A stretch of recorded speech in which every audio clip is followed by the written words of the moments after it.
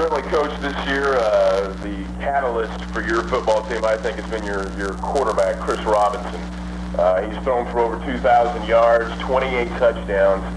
Talk about what Chris Robinson has meant to this football team.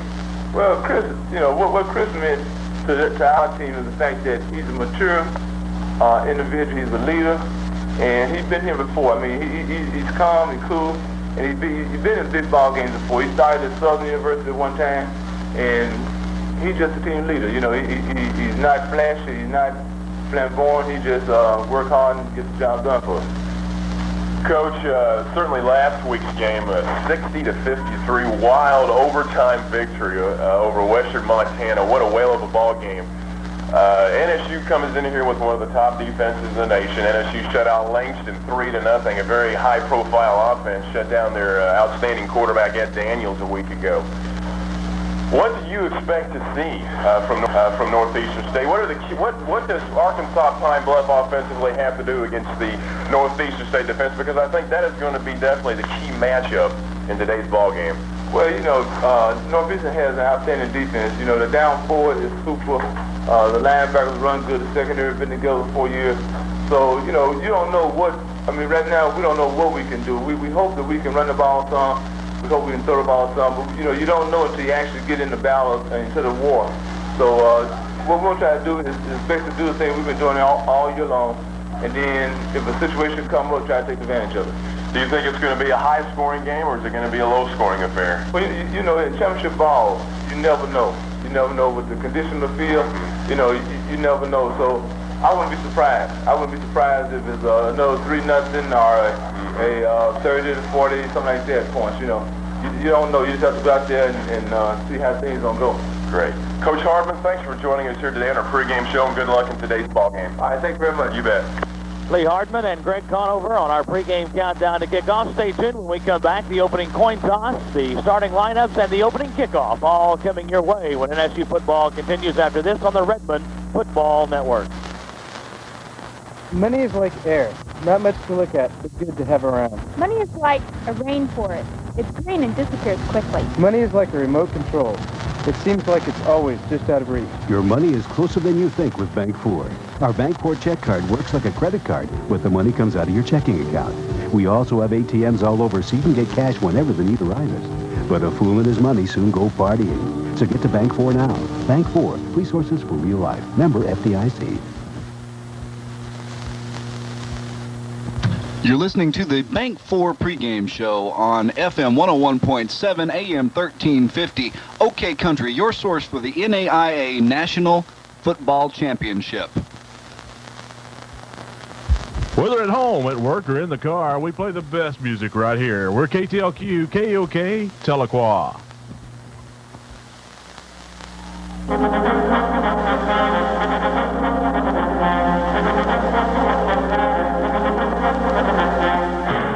At Pumphrey Stadium in Pine Bluff, Arkansas. I'm Scott Pettis. Greg Conover and Don Richhart are alongside. UA Pine Bluff has won the opening toss. They have deferred their choice to the second half, so the NSU Redmen will receive and move from left to right on your radio dial. That is south to north. Just to remind you once again, the conditions are somewhat miserable. It is overcast. The rain has ended. We understand there is not a much of a chance anyway of precipitation for the remainder of the afternoon, although 5 inches of rain has fallen at Pine Bluff, Arkansas. They have removed the pumps from the field. They had to pump a bunch of water off during the pregame activities just a little bit ago. But we're ready to go. Pine Bluff will kick off and move right to left. Greg, very quickly, let's get the NSU offense and the Pine Bluff defense as we get ready to match up and do battle in the NAIA Division I championship football game. That offensively, Jared Gross at wide receiver, the tackle Carter Corvin, at guard Doug Flannery, Brandon Salinas will start at center. The other guard is Tony Hudson. The tackle is Robert Johnson. The tight end Scott Pratt. Flanker Derek Jacobs. The quarterback is Matt Weber. The tailback is Eddie Akins. The fullback is Todd Summerall. Punting is Brandon Tyler. David Winchester will kick. For defensively for Pine Bluff, at end will be Brian Wallace. Tackles are Cedric Doolittle and DeAndre Stewart. The end is Dwayne Barbie. The linebackers, Jerry Green, Dexter Lawrence, Charles Burrell, the quarterback, Jimmy Robinson, the strong safety, Rodney Duhan, the free safety, Jabari Williams, and a cornerback will be Joe Davis. Temperature at game time is 38 degrees. Wind is gusting at times to about 15 miles an hour. Not much of a wind, but just enough to remind you that it is December, and two football teams have made it thus far into the football season, and 60 minutes of football will determine the NAIA Division I champion in just a little bit. We're ready to go. A 7-man officiating crew teeing it up. Alan Wagley, a 6-foot sophomore from Pine Bluff. He'll kick it away from the 35. Back deep for NSU is dangerous Derek Jacobs. DJ, they call him, Chauncey Leverett and Eddie Akins, and this game is underway.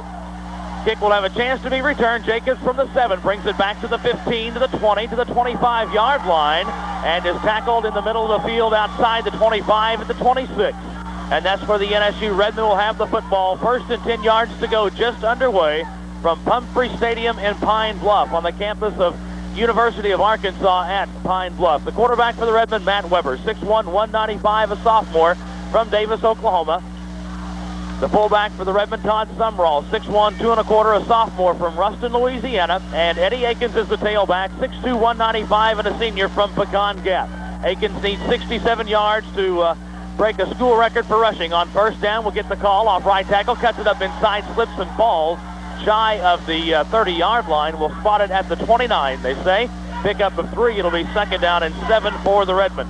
No doubt about it. Here early in the ball game, NSU will try to establish their running game as they had all season long. That's their game plan. Pretty bread and butter on that. Eddie Akins carries the first play of the game and slips on the wet turf, Scott. 2nd down, we'll call it a long 7 to go for the Redmen. Weber will send a wide receiver to the left side. That's Blankenship. A flanker right is Jared Gross. Out of the I formation set.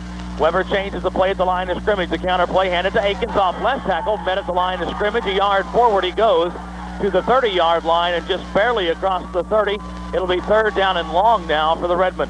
And that was the middle linebacker for Arkansas Pine Bluff, Dexter Lawrence out of Pine Bluff, Arkansas, 6 feet, 235-pound sophomore who made the stop on Eddie Akins on the carry right up the middle, bring up a 3rd down and long for the Redmen. Redmen needs 6 for a 1st and 10. Football on the right hash mark at the 30-yard line.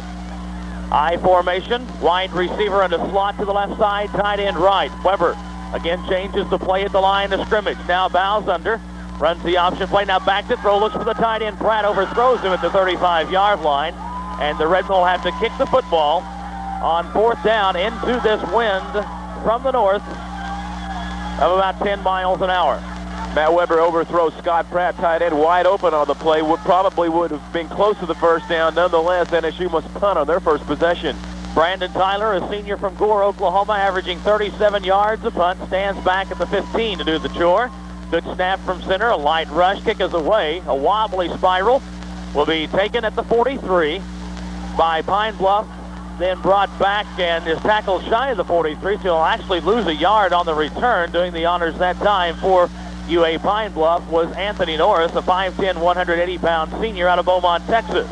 Nonetheless, UAPB has good field position. They'll take the field 1st and 10 at the Golden Lion 42-yard line. No rest for the weary. This NSU defense must go against another top offensive club here in Arkansas. Pine Bluff scored 60 points a week ago in their overtime playoff victory versus Western Montana. Chris Robinson is the quarterback, 6'4", 195, a senior from Mobile, Alabama. Behind him in the single setback position is Robert Moody, 5'10", 227, senior from Coushatta, Louisiana. On 1st down, flanker in motion to the right, handed off to Moody up inside, gets a yard, maybe 2 upfield to about the 44-yard line, and tackled by Bertram Binford. Pine Bluff goes with 3 wideouts. One wideout is Anthony Norris, as we called his name a moment ago. 5'10", 180 senior from Beaumont, Texas. Bruce Bailey, 6'3", 205 junior from Pine Bluff. And Marcus Goodwin, a big target at 6'3", 246 and a junior also from Pine Bluff. 2nd down, and we'll call it 8. Wide receiver and slot to the left side, a flanker to the right, and a single setback. Wide side of the field is the quarterback's right. Robinson under center, back in the pocket, wants to throw, looks left side, it's caught and out of bounds at the Redmen 44-yard line. Nice catch made by the backup wide receiver, Anthony Williams, 6'1", 170 junior from Mobile. Chris Robinson, much like quarterback of Langston, Ed Daniels, very strong arm, good thrower. He has thrown for 2,388 yards on the season, 28 touchdowns, and only 7 interceptions. Williams went out of bounds at the Redmen 45-yard line. It is good enough for a 1st and 10. Pickup of 11 on the pass and catch combination. UAPB breaks the huddle with a wide receiver and a flanker to the right side, and now UAPB has to spend a timeout. Play clock had gotten all the way down to 1 second. We'll pause with them just underway with 12:41 left in the first quarter. No score when we come back after this on the Redmen Football Network. Here's Mike Monday for Cost Warehouse. It's that time to get Christmas gifts. You can save money on appliances, furniture, and electronics right now at Cost Warehouse. Need a refrigerator? Folks, here's a 22 cubic foot side-by-side refrigerator with custom ice dispenser in the door. It's normally $11.98 and more. Today, it's only $7.98. Here's an energy-efficient dishwasher. It was $2.49, now only $1.69. What a great Christmas present for Mom. Ask about our Cost Warehouse credit card. It really comes in handy. Want to save even more money?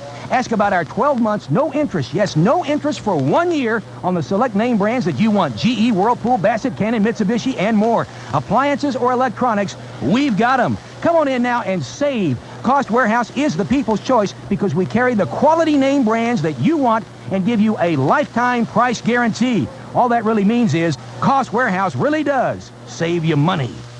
Save money now at Cost Warehouse, 30 East Shawnee Bypass, Muskogee. Back to action following the timeout. Pine Bluff 1st and 10 at the Redmen 45-yard line. Man in motion, toss, sweep to the tailback, going to the right side. Hit, breaks the tackle, goes upfield for a couple.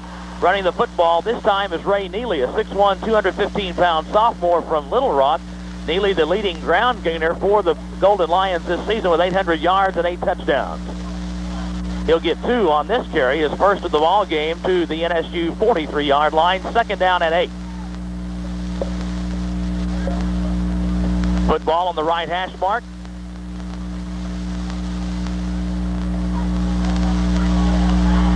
This time out of the offset I formation. Reggie Blair, the new fullback. Neely is the tailback. Man in motion from right to left. Back in the pocket. Robinson wants to throw over the middle, going long. It'll be knocked down by Ronnie Johnson, incomplete inside the 15-yard line. UAPB wanting the penalty markers, but they will not get it. So the incomplete pass will stop the clock. It'll be 3rd down and 8 yards to go now for UAPB. Robinson throwing into double coverage. Good play by Northeastern State's Ronnie Johnson, breaking up the pass, almost picking it off. So it'll be 3rd down now for Pine Bluff. Golden Lions will send Bruce Bailey, split to the right side. Twin receivers to the left side.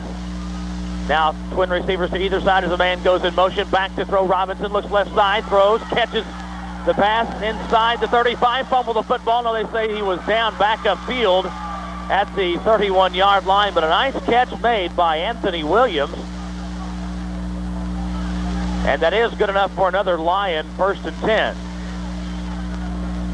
Quarterback Robinson hitting Anthony Williams for the 2nd time here in the first quarter. And this kid, Chris Robinson, the quarterback for Pine Bluff, has got a rocket arm. A nice throw right there for Anthony Williams as he catches his 39th pass of the year. Spot the football at the Redmen 31-yard line on the left hash mark. 1st and 10, Golden Lions on the move. First offensive series of the football game with 11:40 to go here in the first period.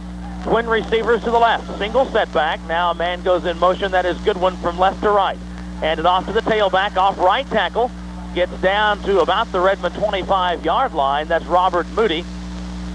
He'll get about 5, maybe 6 on the first down carry. I think what we're seeing here on this first drive here from Pine Bluff, very good execution for Pine Bluff, mixing in the pass and the run well. They're getting 3, 4, 5 yards a pop on the run. Chris Robinson drilling the receivers. So Pine Bluff really moving the ball here early against this NSU defense. Gain of 5 to the 26-yard line. It's 2nd down and 5, Pine Bluff. Twin receivers left, a tight end and a flanker right. Single setback is Moody. Robinson. Play clock down to 6 seconds. Man in motion, handed off to Moody, off left tackle. Kelby Farley meets him, then he'll actually bounce off the running back, Moody, who'll go forward on second effort down close to a 1st and 10. Might be a little bit tougher today for the NSU front to stop this Pine Bluff running game because of the huge people that this Pine Bluff team has on the offensive line. 4 300-pounders on that offensive line. NSU's front will have their hands full this afternoon. Call it a gain of 4 down to the 22-yard line. 3rd and a yard to go for Pine Bluff. Single setback, twin receivers left, a flanker to the right. Moody is the lone setback. He goes 227 pounds. Quarterback Robinson keeps it himself, calls his own number, has the 1st and 10 at the 20-yard line, and the Golden Lions keep the drive going. Let's look at that offensive line. Left tackle, Leonta Gillespie, 305 pounds. At left guard, Michael Bailey, 339. The right guard, Terry Hinton, is 330.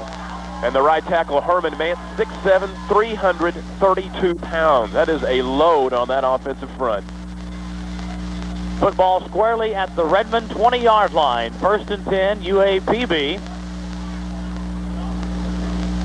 Golden Lions break the huddle with twin receivers left. That's the quarterback's left and the wide side of the field. A tight end and a flanker right. Single setback. Long count from center. Now man in motion. Play clock down to 2. Handed to the tailback off right tackle. Met and tackled by Farley for a loss on the carry. And that's Ray Neely, and Kelby Farley did his job very nicely that time. Beautiful play from Kelby Farley. The first big defensive effort of the game for Northeastern State. Takes out the running back Ray Neely behind the line of scrimmage. Great pursuit, speed, and quickness from Kelby Farley. Neely will lose a yard back to the 21. It'll be 2nd and 11. 9 minutes, 20 seconds. Clock running. First quarter action from Pumphrey Stadium in Pine Bluff. No score. Twin receivers will split to either side. No tight end, and the single setback is Moody. Robinson under center. Lions show pass back in the pocket. Robinson looks left now over the middle. Going to throw. It'll be caught inside the 15 and tackled down at the 14-yard line.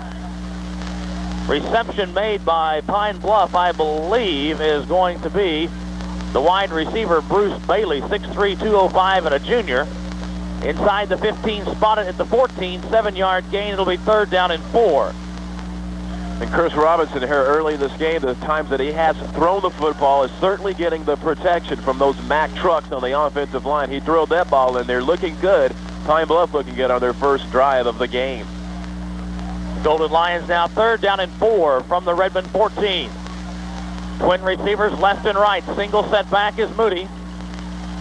Robinson bows under. Drops back 3 to throw. Looks right side. Knocked down at the line of scrimmage by Ricky Caesar. And it's 4th down and 4.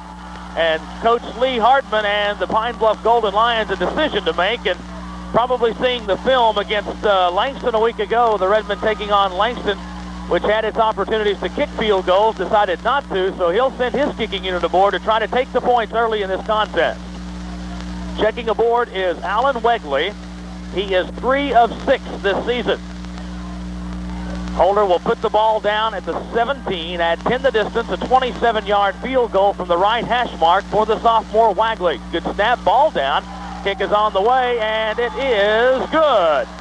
Timeout on the field with 8:06 to play in the first quarter. Pine Bluff draws first blood. They lead 3-0 back with the kickoff and more after this 30-second timeout on the Redmen Football Network.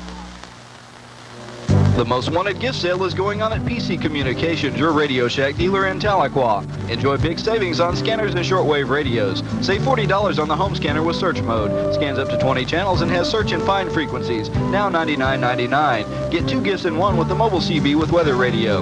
This full power 40-channel CB has one-touch access to emergency and weather channels. Now $69.99. PC Communications, your Radio Shack dealer. Plaza Shopping Center, Tahlequah.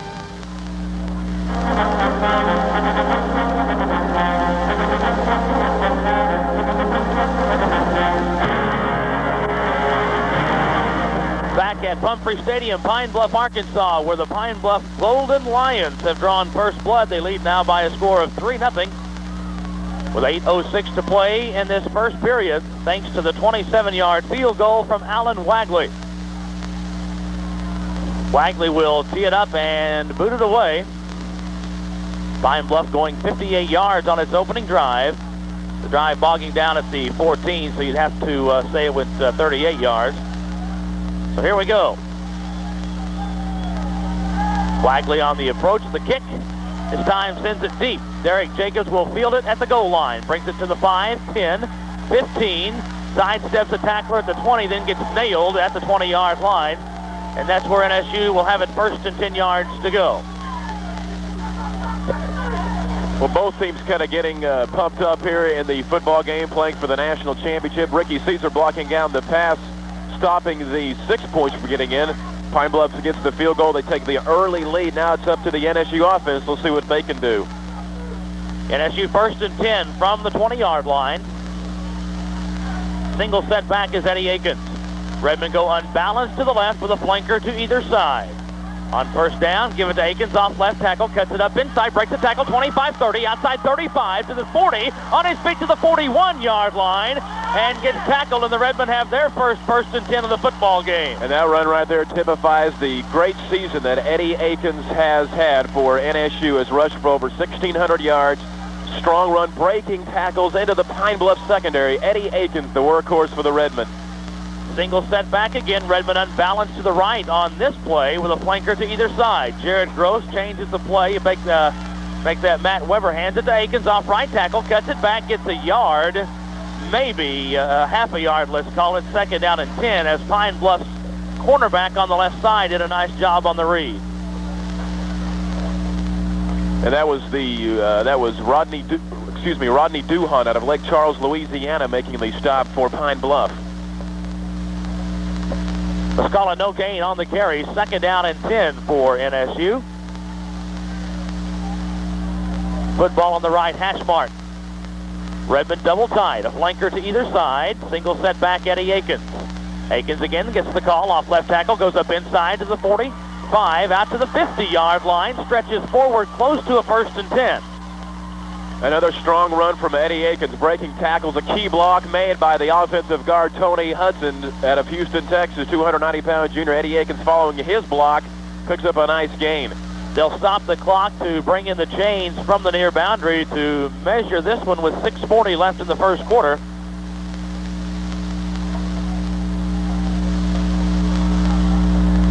Redmen needed to get to the Pine Bluff 49. That is where the football is laying. They'll stretch the chains out. Redmen have another 1st and 10. Great crowd on hand here from Pumphrey Stadium. Near capacity crowd. Stadium, they say, holds 10,000. You're looking at probably close to 10,000 this afternoon. Redmen, though, had a lot of fans in the stadium. It's great to see the fan support that the Redmen have gotten this season. 1st down from the Pine Bluff 49-yard line. Unbalanced line to the left. Double wing formation. Akins off right tackle. Cuts it to the 45, down to the 44-yard line. And big Carter Corbin of NSU makes that Robert Johnson rhythm with a nice block to spring Akins good for a gain of about 5. Akins doing a nice job on his last 3 carries of following his big blockers on the offensive line and doing a good job of finding the hole and just getting where he can, getting what he can. Eddie Akins has done a nice job of running the football. It keeps this Redmen drive alive. Derek Jacobs will check out. Jared Gross and Dennis Blankenship are in. They'll split as the twin receivers set to the left side, the wide side of the field. I formation, Summerall back in, run the reverse option, pitch it back to Akins, big hole outside 40, down to the 37-yard line, has another Redmen 1st and 10, close to the 36-yard line. 4th carry of the drive for Eddie Akins, and it has been the Eddie Akins drive, as has been usually the entire year, and a great block made by the tight end Scott Pratt, which enabled Akins to get extra yardage. 1st down, NSU. Redmen just shy of the Pine Bluff 36-yard line. 1st down and 10 yards to go. Summerall will check out. Derek Jacobs will flank to the right side. Jared Gross will flank to the left side. Redmen unbalanced on the left side. Eddie Akins the lone setback.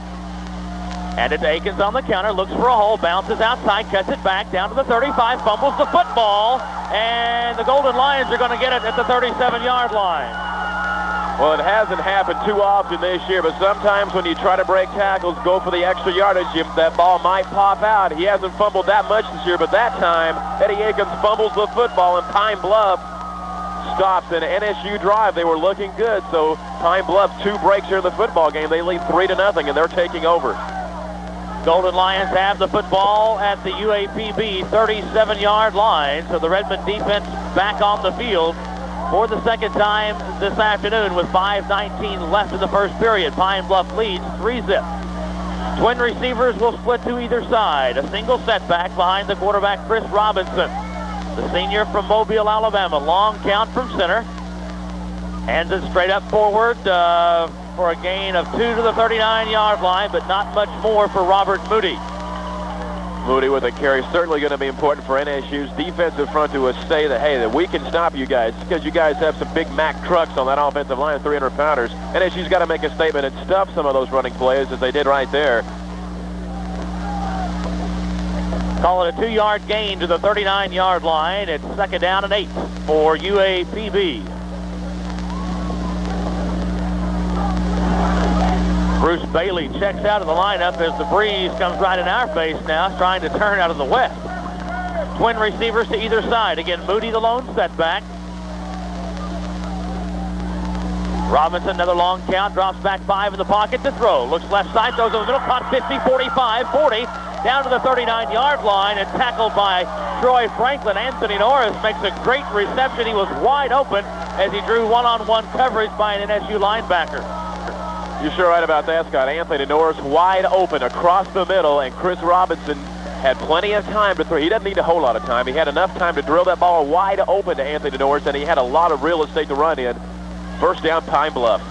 Back of the football touching the Redmen 40-yard line. 1st and 10, Golden Lions. Single setback, twin receivers left, a tight end and a flanker right.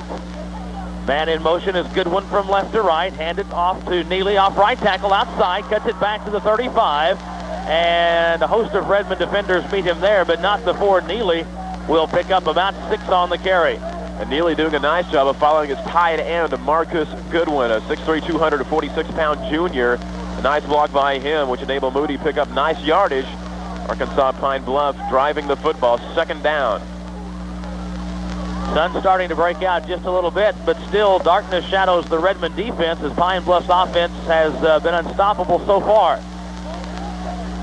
Gain was 7. It's 2nd down and 3 from the 33-yard line. Twin receivers left, a flanker right. Again, Goodwin in motion. Brings it back to the near side. Handed to the fullback. Moody is hit and shoved backwards hard. And it's Rocky Reeves, the nose guard, that really put a punishing blow on Moody as he went up inside. Also the linebacker Kelby Farley and Todd Yeaman on the bottom of that pile, and that's exactly what NSU has got to do on that defensive front. They've got to stuff some of those running plays right up the gut, because I tell you, I don't think the Redmen have faced an offensive line quite like the one they're facing today. Anthony Norris checks back into the lineup for UAPB. The Golden Lions need 3 for a 1st and 10 on 3rd down. From the NSU 33-yard line, twin receivers left, a flanker right with a tight end. Single setback, Robert Moody behind Robinson. Norris in motion, now comes back to the near side. Play action pass back in the pocket. Pump fake, now Robinson goes long into the end zone. It's going to be incomplete. And the pass intended for Anthony Williams and into one of the mud puddles, and I guarantee you that's about 3 feet deep down there. And Mr. Williams will be wet for the remainder of the afternoon. 4th down and 3. Great coverage by the quarterback, Troy Franklin, on the play in the end zone. A lot of bumping going on down there. 4th down for Pine Bluff as NSU stops this drive. 4th down and 3. It would be about a 51-yard field goal if Pine Bluff decided to go for it. But let's see what they do here as Robinson stays in the lineup. Pine Bluff will go for it on 4th down and 3.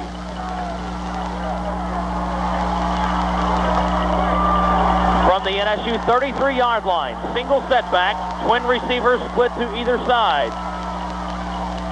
Redmen show a 5-man defensive front. Back in the pocket, Robinson wants to throw, now looks right side, throws, it's caught. Chauncey Leverett makes the tackle, but it is going to be a gain of about 7 and a 1st and 10. Chris Robinson early here in this game as we approach 2:20 left in the first quarter, looking very sharp throwing the football. And I'll tell you one thing, NSU has absolutely 0 rush on this guy. He's having all day to throw the football, and he's completing those passes. Big 4th down and 3 right there, wide open receiver, 7-yard completion. Pine Bluff looking good here in the first quarter. Bruce Bailey made the reception, good for 5 yards to the NSU 28-yard line, 1st down. Ray Neely back in as the single setback. a wide receiver and slot will split left, tight end and a flanker right. Man in motion. Now he'll come back to the near side. Toss sweep to Neely, looking for a place to run. Cuts it back. Ricky Caesar is there. Ben Minard is there. And Neely will go down and will lose a yard on the carry. Well, this time it was great pursuit by the NSU defense. They had that run tagged the whole way. Neely taken out. Ricky Caesar, Ben Minard, the OIC Defensive Player of the Year, making the stop. Second down for Arkansas Pine Bluff.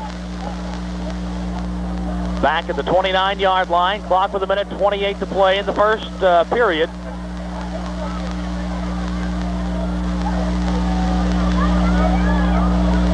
Second down, 11 yards to go. Twin receivers split either side. Single set back is Moody. Robinson has 3 on the play clock. Drops back 5 to throw. Pump fake, pressure, backside throws long into the end zone. It'll be tipped away nicely by, again, this time it's going to be Ronnie Johnson. No, I beg your pardon, Chauncey Leverett, who knocked it away, incomplete. Boy, it was a great play by Chauncey Leverett, because quarterback Chris Robinson actually looked to the opposite side of the field, and at the last minute went to his receiver on the right side of the field, and Leverett stuck with his man the entire way. Didn't buy the fake. Great defensive play by Chauncey Leverett. Pass intended for Melvin Lumpkin, a 5'10", 170 junior from Miami, Florida. Third down, 11. Pine Bluff at the NSU 29-yard line. Twin receivers again split to either side. Lone setback is Moody. Robinson, the 5-man Redmen rush, back in the pocket to throw. Looks left side, going long, but way overthrown this time. The intended receiver was Anthony Williams. Now it's fourth down and 11. This would be about a 45-yard field goal attempt. The NSU secondary tightens up on these last 2 passes. Troy Franklin, Chauncey Leverett, all these guys. Ronnie Johnson, good coverage back there, sticking their men. That ball was thrown out of bounds, out of the end zone. Fourth down, I believe, here for Pine Bluff. It is fourth down and 11 from the Redmen 29-yard line. Again, Pine Bluff will go for it. They kept the drive alive a moment ago on a fourth down and 3, but this time they need 11. Let's see what they do. Twin receivers, left and right, single setback. Robinson drops back in the pocket to throw. Looks left side, going upstairs again, long, and it's going to be incomplete. And the Redmen will take over on downs, first and 10 from the 29-yard line. And we said Chris Robinson throwing the ball very well early in the game. Well, this NSU secondary is tightened up. Bob Cole, heavy rush on the quarterback Robinson, hit him as he let the ball go. Troy Franklin, Chauncey Leverett, Ronnie Johnson. Let's give credit to the secondary of NSU. They tighten up and they stop this, what seemed to be an unstoppable Pine Bluff offensive unit. So the Redmen offense back on the field. We have 52 seconds to play in the first quarter. Pine Bluff leads it by a score of 3-0.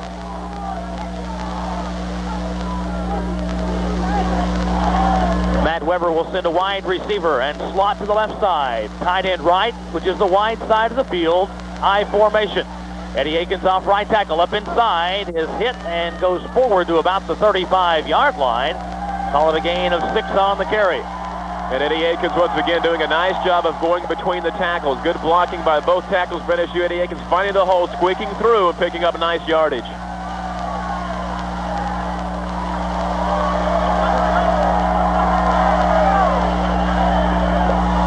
The gain was 6. Now we have a second down and 4-yard situation. Probably the final play of this first period.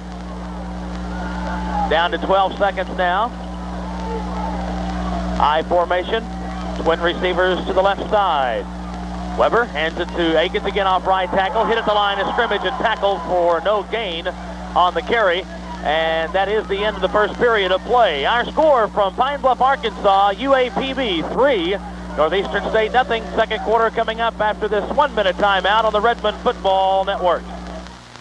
Here's Mike Bundy at Cost Warehouse. Folks, if you're thinking of buying appliances, furniture, or electronics and have been waiting, now's the time to buy and save at Cost Warehouse, because we're going to save you money on Christmas gifts. So come on in and see us. We've got easy credit. Ask about our Cost Warehouse credit card. Get 12 months, no interest on select GE, Zenith, Mitsubishi, a lot of those great name brands. Here's an RCA camcorder, compact, it's fun, easy to use, got power zoom. It was $6.99, now only $5.99. Want a big screen? Here's a 31-inch big screen. It was $7.99, now only $5.99. Cost Warehouse is the people's choice because of our lifetime price guarantee on appliances, furniture, and electronics. Cost Warehouse will save you money. Remember, we guarantee to beat any competitor's price, period. Save money now on Christmas gifts at the people's choice, Cost Warehouse, because what we do best is save you money. Save money now at Cost Warehouse, 30 East Shawnee Bypass, Muskogee.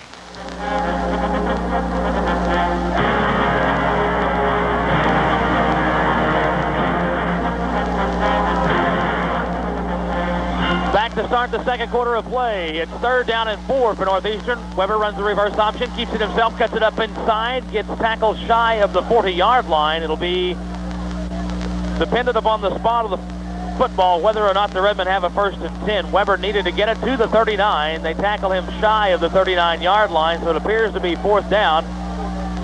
The officials, though, will stop the clock and bring in the chains to make a measurement here. Sun has broken out.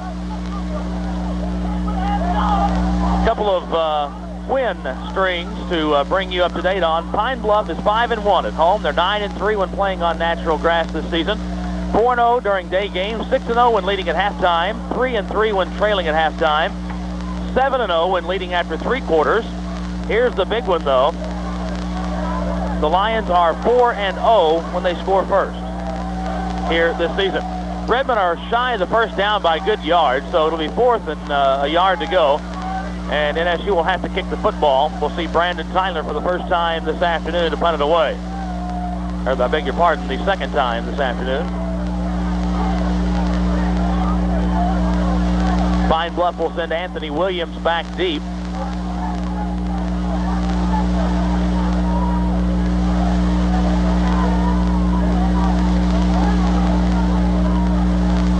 Still waiting for the chains to get ironed out. Now we're ready to go. 4th down and 1.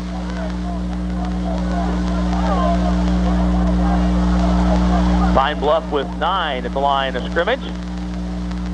Good snap from center. And Tyler fumbles the football and goes down on it at the 25-yard line. Second time in as many games that Brandon Tyler and the punting unit has not really come up and done his job, and Brandon Tyler may be injured. He's down on the field, really took a pop as he laid down on the football, and that's disastrous. The backup punter is David Winchester, the kicker, so Winchester will probably have to start limbering up the leg just a little bit. Brandon Tyler, the senior from Gore, Oklahoma, dropped the snap, so it's 1st and 10 UAPB. I tell you what, Scott, he is down, and I don't know exactly what. It might have had the wind knocked out of him. Might have fell on top of the ball, but I don't know. But anyway, as far as the snap looked good. I mean, it was right there what it had to be, and Tyler just simply dropped the football, could not grab it, could not fall on it, and he is still down on the turf. Taking a lot of time, and honestly, I didn't see how it happened. He fell on the football and then took a shot on the shoulder. It was what it appeared from at least my vantage point. Pine Bluff will have the football with 14:27 to go in this first half, leading by a score of 3-0 as they work on the Redmen injured punter Brandon Tyler. Now they turn him over, so that's a good sign. As you know, it's probably not a neck injury if you're going to turn him over. Now he's going to come up. Yeah, and I think that's what we have is a case where Brandon just got the wind knocked out of him. He probably got hit while he was on top of that football, and that'll do it to every time he's running off now, so he looks okay. Nonetheless, a big turnover for NSU, and Pine Bluff takes over in an excellent field position. Robinson will send twin receivers left and right. Single setback is Ray Neely behind him from the NSU 25-yard line. UAPB leading by a score of 3-0. Robinson hands it off on the counter, up inside Neely, big hole, 25-20 down to the 15. Tripped up by Derek Huggins at the 14-yard line. And the UAPB on the move once again. Certainly on the move, and I'll tell you what, that play was made by the quarterback, Chris Robinson. He actually, when he got the ball, faked a pass, then handed the ball off, and that huge offensive line, NSU was not ready for that play, were fooled. And a nice run, and Pine Bluff looking sharp offensively here in the first quarter. 11 yards and a first down from the NSU 14-yard line. Moody checks in as the lone setback. Twin receivers left, a tight end and a flanker right.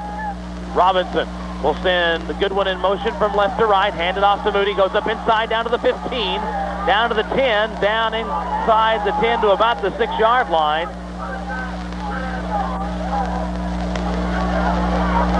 And we have a penalty against NSU for encroachment. So Pine Bluff with a free play there, and I'm sure that they'll take the end result, which is about an 8-yard pickup on the run.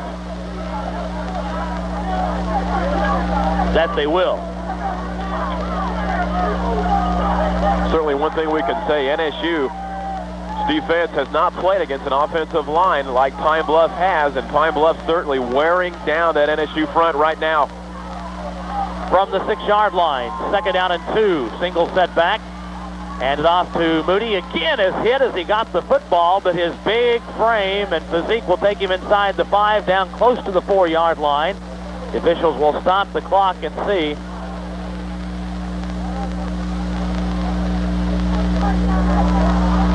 We do have a penalty marker again on the field. The second penalty in as many snaps. This time it's going to go against UAPB. We're not very high off the field. As a matter of fact, we're having some trouble spotting the yard lines and spotting the penalty markers that go. So 5-yard penalty back to the 11-yard line. Pine Bluff now will replay 2nd down. It'll be 7 yards to go from there. A week ago, the quarterback Chris Robinson threw for 7 touchdowns in the Golden Lions playoff victory.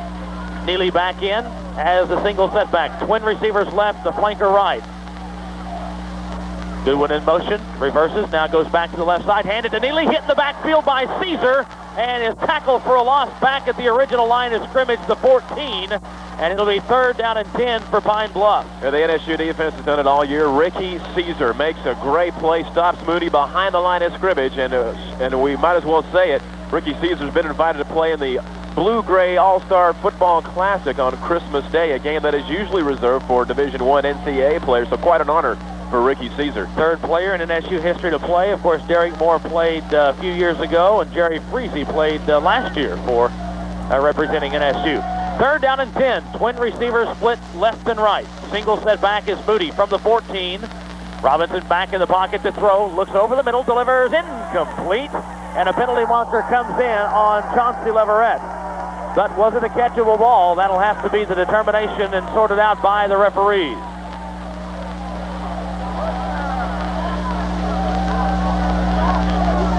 Interference the call against the Redmen, so it'll be a penalty and a 1st down for Arkansas Pine Bluff.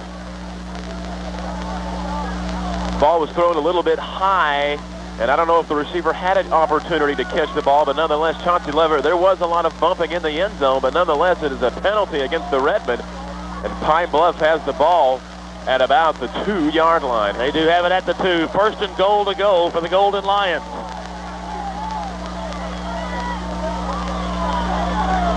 UAPB out of the power I formation. Double tight. Handed off to Moody, off left tackle, cuts it back, and touchdown, Pine Bluff. From 2 yards out, Robert Moody, the 5'10 senior, gets the call and the touchdown, and Pine Bluff leads it now 9-0, the point after coming up. Well, they had the power set up right there, and it was a straight power play, and with that huge offensive line, that's not too hard to do. NSU just has not adjusted to the speed, the size, and the quickness of the Pine Bluff offensive line. Alan Wagley will attempt the point after. A low snap, ball put down, kick is on the way, and it is good. Time out on the field with 12:10 to play in this first half. Pine Bluff 10, Northeastern nothing. Back with more after this on the Redmen Football Network. 60-second break. Are you having a party and no place is large enough to hold the guests? Make your reservations now at Don's Family Restaurant, Highway 82 south of Tahlequah. Don has the dining facilities to hold small to large parties. You can get the most delicious steaks or that tantalizing catfish that Don is famous for. Be sure to place your holiday orders for homemade pies early. Make your reservations today at Don's Family Restaurant, Highway 82 south or call 456-2844. That's 456-2844 to book your holiday party. The selling or purchasing of a home or property is one of the most expensive, complex, and important financial transactions in most people's lives. That's why it's important to be sure it's handled legally and professionally. In today's world of regulations, rules, laws, and reporting requirements, real estate transactions must be handled by professionals. Tahlequah Escrow Closing Service has a team of proven professionals available to handle every detail of your real estate transaction. When you're selling or purchasing a home, let Tahlequah Abstract, 110 West Choctaw in Tahlequah, help you.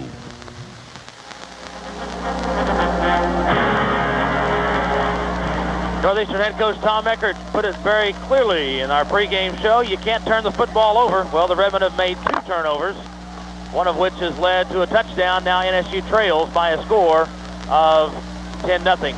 Kick is taken by Bob Cole. An NSU up back. He'll bring it out across the 35-yard line and runs out of bounds there. It'll be 1st and 10 NSU from that spot as Pine Bluff takes the NSU turnover at the 25 and cashes in 5 plays later. And there is no question about it. Up to this point here, second quarter, 12 minutes, 7 seconds remaining to play in the first half. Pine Bluff has dominated this football game, and it's mostly been on the offensive line. Their offensive line really has taken NSU out of this football game, so NSU's offense has got to produce. 1st and 10 Redmen, football in the middle of the field at the 35-yard line of NSU. Unbalanced line to the left. Out of the double wing, single set back Eddie Akins. Now officials blow the whistles prior to the snap.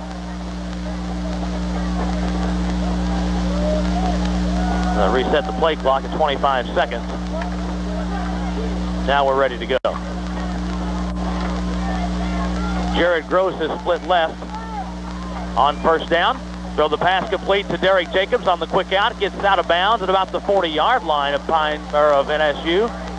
And DJ may have been hit going out of bounds, but no penalty markers that we're able to find anyway. So a 5-yard pickup on the quick slant in to DJ. 2nd down 5 now for the Redmen.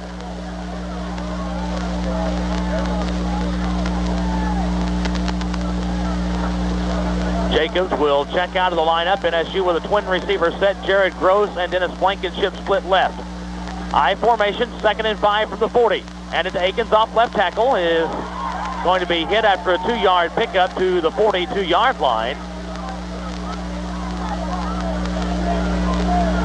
3rd down is the play. 3 yards is the situation for NSU. And the defensive end, Brian Wallace out of Flint, Michigan, 6'5", 252, making a great stop on Eddie Akins.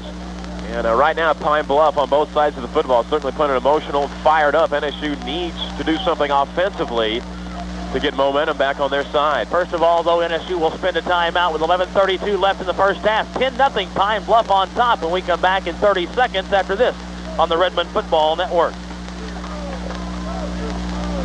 Your hairstyle is the single most important part of your regular beauty care. It can add a great deal to your total appearance, or it can detract if it isn't the best style for you.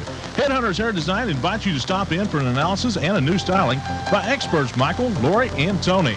They'll give you the most effective look possible. Headhunters uses Redken Cat, Varoom, Matrix, Nexus, Paul Mitchell, and Sebastian products on your hair as well as selling the product.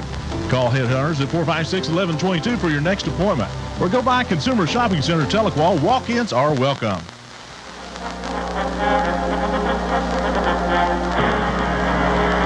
NSU spending a timeout here in the first half. Redmen with 2 remaining. 3rd down and 3. Football in the middle of the field at the NSU 42-yard line. Redmen need to get to the 45 for a 1st and 10. A play that NSU has not run thus far has been the fullback blast. Let's see what happens here. 4-man defensive front. Twin receivers left, I formation.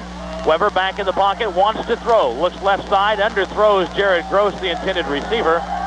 And it'll be 4th down and 3. And Brandon Tyler checks back in, so apparently maybe he didn't only have the wind knocked out of him. And he'll have to kick the football.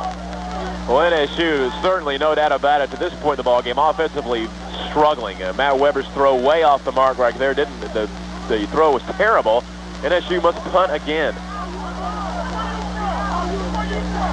Anthony Williams drops back. Good snap from center. Fielded, and the kick is away. And it's a nice one. End-over-end kick. Williams comes up, fields it at the 25, goes 5 yards upfield to the 30, and is tackled by Caesar and also Ben Minard of NSU. That's where Pine Bluff will have the football, though, and a 10-0 lead. 1st and 10 at the Golden Lion 30-yard line. Certainly important for the NSU defense now to come out on the football field and stop this Golden Lion team 3 and out, and that would be great for NSU. Down 10-0 here in the second quarter. NSU's defense needs to show that they can stop this potent Lion offense. UAPB has not had to punt the football in the first half yet. Single setback is Moody. Twin receivers to the left, a tight end and a flanker right. Goodwin in motion, handed off to Moody up inside, out to the 35, to the 36, 37-yard line.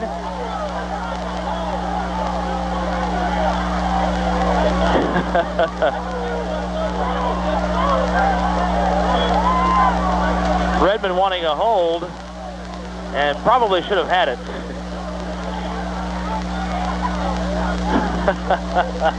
Branson Perry and Terry Hinton were tangled up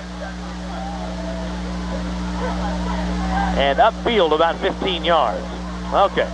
Anyway, gain of 8, 2nd out and 2 from the 38-yard line for Robinson and company. Changes the play at the line of scrimmage. Twin receivers to the right, the short side of the field. Handed to Neely up inside. Has the first down, make that Moody. Bounces off one tackler, still on his feet, across the 50, all the way down to the NSU 45-yard line.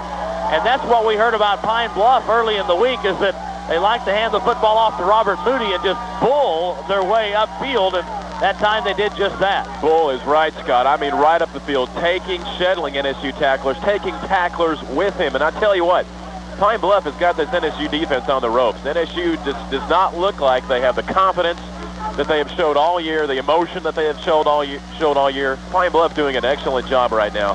Football just shy of the NSU 45-yard line. Twin receivers to the right, a flanker left.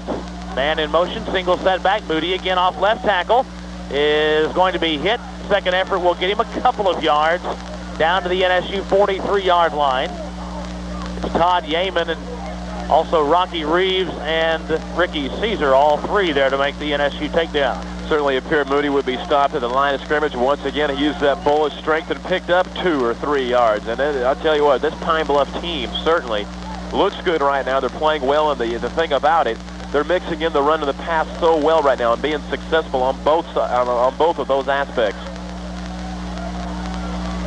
Flanker left, twin receivers right. Again, Moody the lone setback. Robinson hands it to Moody off left tackle, up inside, down to the 40-yard line.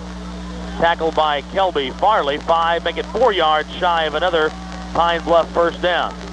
Well, go with what is working, which is what Pine Bluff is doing right now. Is just the exact same play as they had the last 2 plays.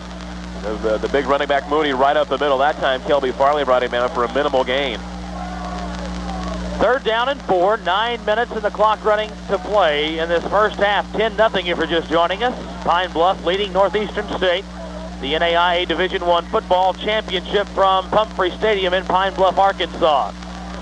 Twin receivers right, once again, a tight end and flanker left. Now Godwin in motion from right to left. Toss sweep to Neely off left tackle, bounces outside, turns the corner, has the first down as he skirted the boundary, gets inside the 35, down to the 33-yard line, and has a first down. I tell you what, Pine Bluff making it look easy at this point of the ball game. You know, you haven't seen it much the entire year. Not many runners turn the corner on this NSU team because of their great speed and quickness and pick up yardage, but that time they did. Pine Bluff certainly at this point in the game doing whatever they want to do offensively. Redmen 32-yard line on the left hash mark is where the official spots the football. 1st and 10, Golden Lions.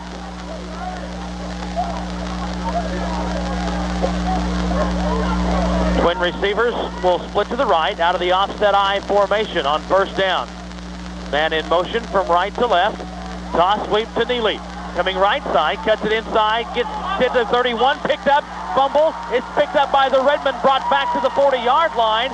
And now Pine Bluff makes a crucial turnover, and the Redmen will have the football 1st and 10. This team has done it all year. They find a way to make things happen, as when it looked like that Pine Bluff was just doing what they wanted to do, moving the ball with great effectiveness, and that was even a nice run right there. But the fumble, NSU key, they pick up the fumble, the big turnover, and that could turn things a little bit here.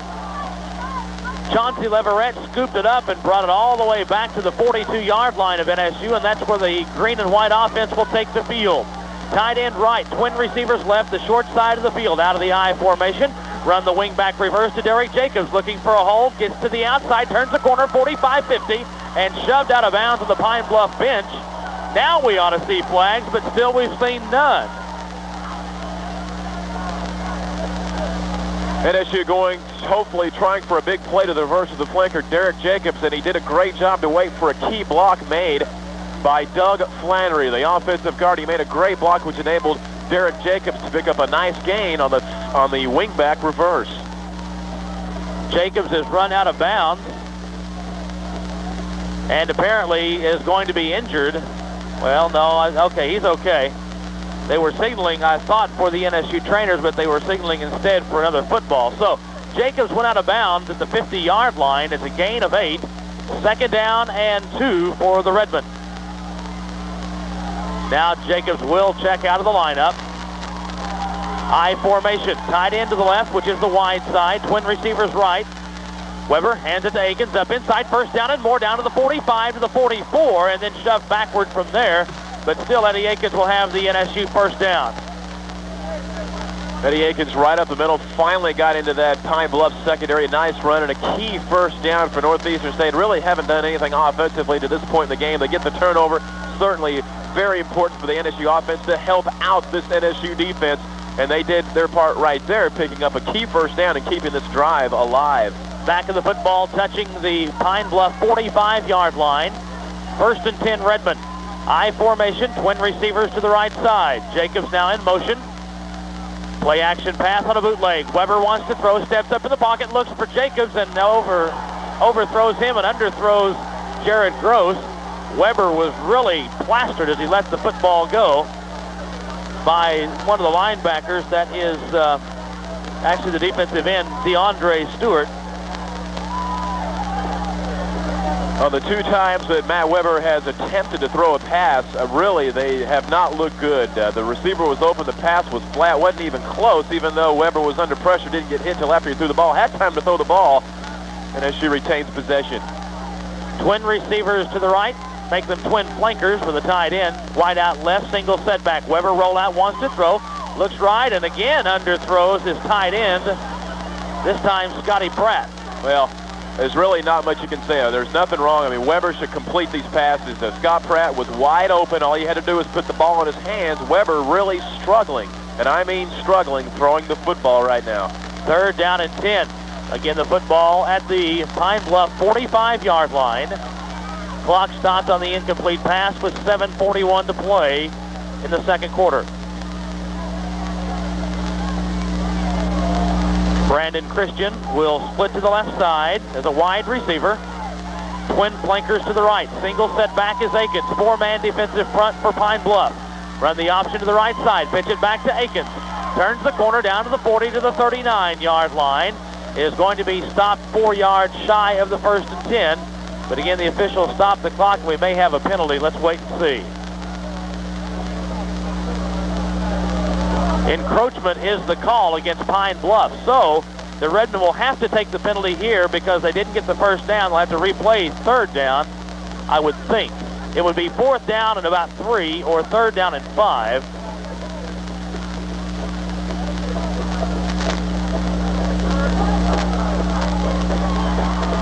So the Redmen will take the 5-yard mark off against Pine Bluff, which will spot the football at the 40-yard line. So 3rd down and 5 now is the call.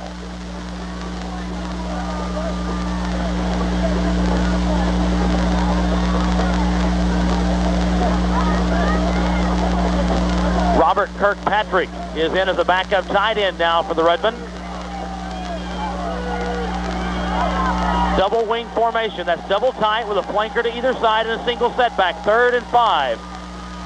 Pass is going to be caught by Derek Jacobs. It is going to be hemmed in and tackled for a loss of 1 at the 41-yard line as the Redmen tried to get the quick opener. So it's now 4th down And again, Brandon Tyler will be called on to punt the football. And to get that quick opener, you've got to deliver the ball quickly, and you've got to deliver in front of the receiver and in his hands. And Weber, another terrible pass. The pass way behind Derek Jenkins. He had to actually go behind the line of scrimmage to grab it, which gave the pursuit of the Golden Lion defense plenty of time to grab him and throw him for a loss. Matt Weber really not doing a very good job in this game of throwing the football, because he's had 3 opportunities to move this Redmond football team down the field and just has not cashed in. Pine Bluff didn't have the right defense on the field. They'll call the timeout. We'll go ahead and keep the broadcast here. It'll be 4th down and 7 for NSU, and the Redmen will keep their punting unit on the field with 6 minutes and 30-some-odd seconds to play as the sun is shining right into the scoreboard area, and we can't really read the time on the clock. Just looking around at the stadium, Scott, here at Pumphrey Stadium, we are sold out, Scott. I'm looking around, and there is not an empty seat in this place. We are jam-packed. And there are people standing up around the gate. Yeah, unbelievable. That's great, though. That's what it's all about. This is for the national championship, and it should be. Trying to remember if that is the 2nd or 3rd timeout taken by the Golden Lions. They're up 10-0. And we'll get the football back here unless they fumble or something. Well, certainly to this point in the game, offensively, NSU not executing very well at all. Williams retreats and stands inside the 10-yard line. Good snap from center. Tyler's kick is away, angles toward the near boundary. It'll hit at the 15. Take a Redmond bounce to the 10, goes inside the 10-yard line, and will be down by Bob Cole. A nice punt by Brandon Tyler does his job very, very well. And Pine Bluff, though, its offense will take the field once again, 1st and 10. And this will be inside the 10. Spot the football near the 8-yard line. Especially on that last drive, it's not really the fact that the Golden Lions have stopped NSU. It's just the fact that NSU hasn't been able to complete plays, execute plays. Matt Weber had 3 opportunities to make pass plays, receivers wide open to move this offense, and just couldn't do it. So offensively, certainly NSU not executing well. And here they are, that great defense on the field again to try to stop this potent Lion attack. Here we go. Robinson will send a flanker to either side. The double wing formation, single set back is Moody. Now one flanker in motion, handed to Moody off left tackle, hit at the line of scrimmage, and is tackled upfield after a gain maybe of 1 or 2 out across the 10-yard line. And the stop made by Kelby Farley from his linebacker position, and that's what it's going to take today. It's going to take great play from the Northeastern State linebacking core because of the huge size of this offensive front. The NSU defensive front may not have time to make the play, so the linebacking core is certainly going to play a big part in this game. 2nd down, we'll call it 8 from the 10-yard line. Again, single setback, twin receivers to the left, a flanker right. Movement in the backfield.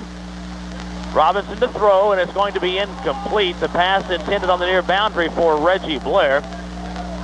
And that'll bring up a 3rd down and 8-yard situation to go for Pine Bluff.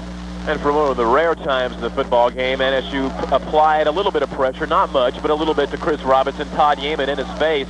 And that probably was just enough to allow the ball to be overthrown and incomplete. 3rd down, 8. 10.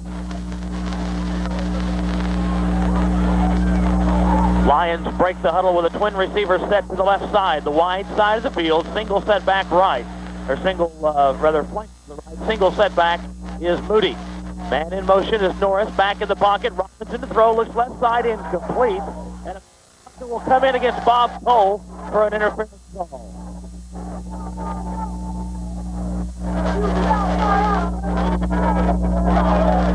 Second time this afternoon, the Redmen defense, its secondary, has drawn the hanky.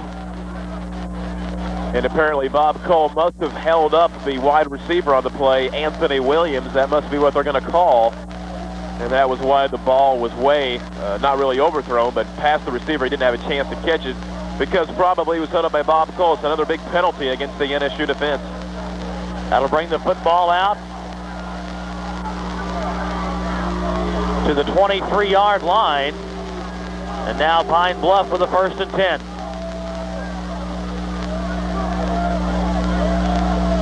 Offset I formation. Wide receiver left and a flanker right. Fumble the football, Robinson. And He'll pick it up, but play is going to be blown dead. And no flags on the play. Certainly a very quick whistle. I mean, about the time that Robinson picked up the ball, the whistles blew. He wasn't even tackled on the play. Must have gone down to a knee as he scooped it up.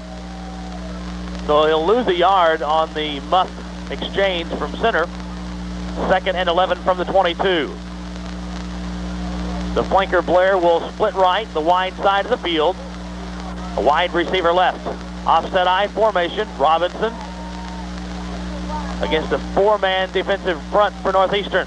Hands it to Moody. Goes up inside, makes that Neely instead. Crosses the 25 and gets tackled at about the 27-yard line.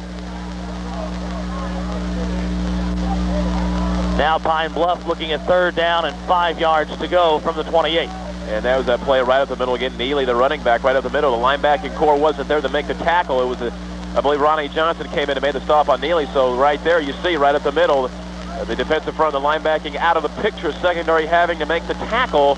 So far in this football game, that's been the story. Twin receivers, split left. Flanker right, single setback on 3rd down and 5. Norris in motion from left to right. Now a penalty marker will come in, and the play clock had run all the way down to 0. And Pine Bluff will be flagged for a delay of game. 4 minutes, 29 seconds left in the first half. 10-0 if you're just joining us. Pine Bluff on top of NSU. UAPB taking its opening possession from its own 42 down to the 14. The drive stalled. The Wagley booted a 27-yard field goal, and then after a Redmen turnover, UAPB punched it in a little bit ago here in the second period. Back in the pocket, Robinson to throw on 3rd and 10. Looks left over the middle. It's going to be caught at the 40 and down at the 45-yard line. But it's a 20-yard pickup and a first down, pass caught by Anthony Williams. Hey, and let's talk about it again. That's the offensive line, Scott. Chris Robinson had all the time in the world to throw looking at all sides of the field. Looked to the left side. He looked to the right side. He looked to the middle. He looked to the left side again. Then he went back across the middle. He had all day to throw the football. Drills it in, completes the pass. And if you're going to let that guy do that, we're going to be in trouble. 1st and 10, Pine Bluff from the Golden Lion 44-yard line. Twin receivers left and right. Single setback. Robinson long count from center. The draw play, Moody off left tackle. Caesar is there and hits him for a takedown. Loss on the play of a yard back to the 43-yard line. And they did that play early in the first quarter, and it produced a very long run. This time they do it, and NSU's Ricky Caesar in that front, they don't get fooled this time, and they stop the runner for no gain. 3 minutes and 20 seconds. The clock still counting. Second quarter action. 2nd and 11 is the call. Twin receivers right, twin receivers left. Single setback. Robinson drops back 5 to throw. Looks right side, pressured by Caesar, gets away from him, now scrambles, throws upfield long, and it's going to be thrown out of bounds. And Ben Minert really chasing Robinson, then really to put a hit on him on the far boundary. No flags thrown there either. So 3rd down and 11 is the call for UAPB. And for the few times in the game, NSU finally applied pressure. Ricky Caesar and then Ben Minert came over, and it was a good athletic play by Chris Robinson to get rid of the ball before Minert sacked him. So good play on both sides of the ball.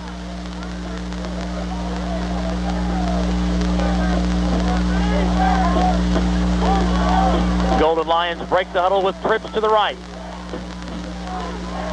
Actually, they've got too many men on the field, it would appear. Now they're going to bring a tackle from the left to the right side. Now we're ready to go. Trips to the right, back in the pocket, scrambling right side. Robinson to throw, upfield. It'll be caught at the 43-yard line. And another 1st and 10. Nice catch made by Anthony Norris as he kept 1 foot in bounds. Certainly was a nice catch and a very nice throw from Chris Robinson. He put the ball exactly where it had to be caught, and it was a nice catch. And once again, Arkansas Pine Bluff driving the football, doing really what they want to do right now. At this level, you only have to have 1 foot inbound. Personal foul, roughing the passer, penalty tacked on at the end of the play against NSU. So I didn't see that one.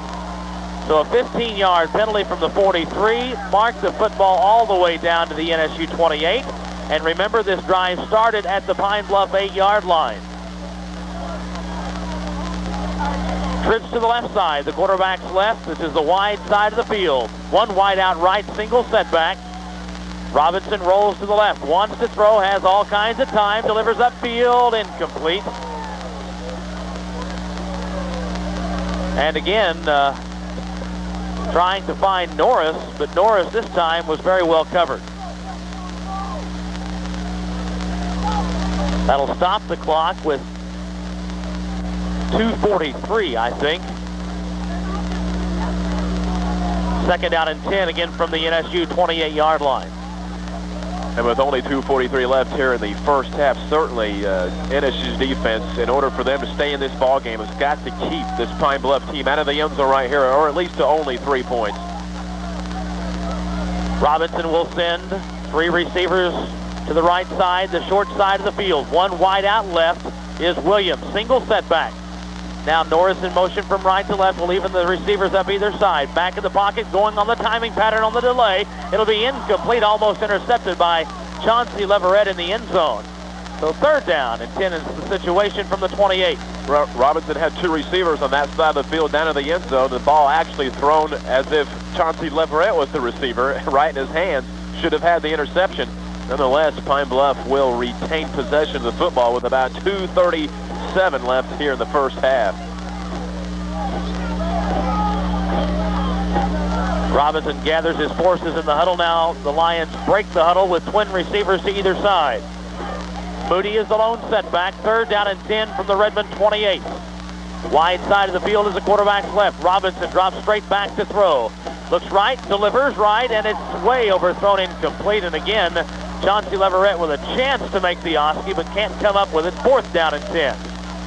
And NSU on those last 2 plays, I think they had a little bit of a rush, not much, but a little bit, and that might have thrown Robinson off just enough to allow those balls to go incomplete. So a good job by the NSU defense as they attempt to stick it out here as we approach halftime. Fourth down and 10. Golden Lions will go for it again. Lions are one of two on fourth down attempts in the first half. Trips to the right, 1 to the left, single setback. Norris in motion, back in the pocket, 3 steps to throw. Right side over the middle, and it's going to be way overthrown. Pass intended this time for Bruce Bailey. And the Redmen will take over on downs, first and 10 from the 28-yard line with 2 minutes and 26 seconds to play in the second quarter, trailing 10-zip. And really a huge defensive effort and a huge stop by the NSU defense with Pine Bluff leading 10-0 and threatening to go up by more. Chris Robinson has the ball, 3 pass plays, 3 incompletions, and NSU holds this Pine Bluff team, and they'll take over, trying to do something offensively with the football. Still plenty of time to work with. See what the green and white can do here. First and 10 from the NSU 28-yard line. Wide receiver to the left is Jared Gross, a tight end.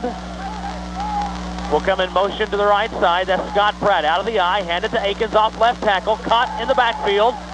And will be tackled for a loss of a couple back to the 26-yard line. And coming up and making a great play from his middle linebacking position is Dexter Lawrence right here out of Pine Bluff, Arkansas, his hometown. And showed great speed and quickness from the middle linebacking spot. Got through the line of scrimmage and took out Eddie Akins behind the line of scrimmage. Great defensive play. Call it a loss of a yard back to the 27, so second and 11. Wide receiver will split to either side, a slot right. That's the tight end, which will come in motion now out of the eye. A counter dive, handed to Akins, goes up inside, gets to the 30, out to the 31-yard line. So Eddie Akins will get 4 yards on the carry, third down and 7, with 1:33 in the clock running to play before halftime. And a nice block by the offensive tackle Carter Corvin for NSU at Longview, Texas. Gave Eddie Akins a little bit of a hole to pick up about 4 yards. I tell you, NSU might have to start looking downfield via the pass. Try to go through the middle and get some points on the board. Try for the big play because, you know, there's no doubt about it. Pine Bluff knows it's going to be Eddie Aikens. 3rd down and 7. I formation, twin receivers left. Weber on a rollout to the left, wants to throw. Pump fake. Now going to go upstairs long for Derek Jacobs. Make that road. Jared Gross caught it 40, 35, tackled at the 35-yard line. So the down, out, and up works for Jared Gross with 54 seconds to play before intermission. It'll be 1st and 10 yards to go. Redmen at the Pine Bluff 35-yard line. And I'll tell you what, I've been knocking Matt Weber the entire first half because he hasn't been able to clear any passes, but that was all Matt Weber. 2 pump fakes enabled the wide receiver Jared Gross to get open and a nice leaping catch. Good big play, and NSU, that's exactly what NSU needed to do. They need to go downfield with the football, and that's exactly the play that was called. A couple of pump fakes and a big play for the NSU offense. 54 seconds to play in the half. I formation, they stop the clock to move the chain. Redmen do have a couple of timeouts from the 34-yard line of the Golden Lions. Now the clock is moving. Twin receivers right. Weber fakes the play action pass, wants to throw, going up long for Jared Gross again. Bump, makes the catch down to the 1-yard line. 1st and goal, Redmen. What a catch by Jared Gross. An unbelievable catch. Jared Gross at the goal line being held, being everything by the Pine Bluff secondary. He throws the defender down, goes up, grabs that football out of the air. He says, I want it, it's mine. 1st down and goal to go, NSU. The junior from Arkansas City, Kansas, making a dandy catch, his 2nd of the playoffs, and the Redmen 1st and goal. Out of the I formation from the 1-yard line. Weber hands it to Aikens off right tackle, down to the goal line. No signal. Still no signal. And it'll be 2nd and goal to go. Timeout taken by the Redmen, and a smart heads-up play with 19 seconds left by Matt Weber, knowing that a lot of the time would have expired, so that'll give the Redmen a couple of opportunities. Let's keep the broadcast here. With 19 seconds left, the Redmen 2nd and goal inside the 1. And I'll tell you what, up until about 2 minutes left in this first half, NSU has not been able to do absolutely zero on offense. And 2 huge, big pass plays from Matt Weber, both to Jared Gross. 2 big, and let me emphasize Jared Gross really making spectacular catches. Defenders all over him, leaping, going up in the air, grabbing that football. And Matt Weber doing a nice job of throwing the football after really knocking this entire first half of not throwing the football well. And NSU right back in this football game, Scott, as we have a 2nd down and goal to go, just inches away from a touchdown. Tom Eckert saying something to the referee. The Redmen called the timeout, so the offensive unit will huddle around Paul Lane, and they'll get the signals from offensive coordinator Scott Hale, who's up in the box next to us. And Coach Eckert saying something to the referee. Probably that if the Redmen don't get into the end zone, they want their other timeout just right immediately. So let's see what happens now.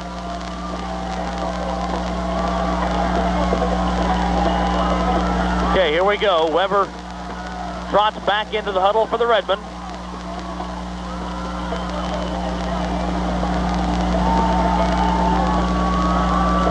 Second down and goal to go. Northeastern State University trying to get on the board just before intermission from the 1-yard line. I formation, twin receivers right.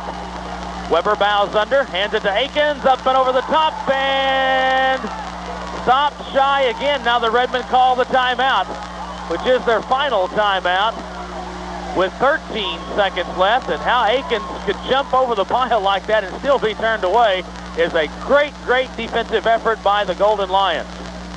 It certainly is, guys. They have really played well on the goal line here. 2 plays for NSU. Eddie Aikens, both carries. And that time, it was a great play by the Arkansas Pine Bluff Lions to stop Eddie Aikens from getting into the end zone. What will the Redmen do here?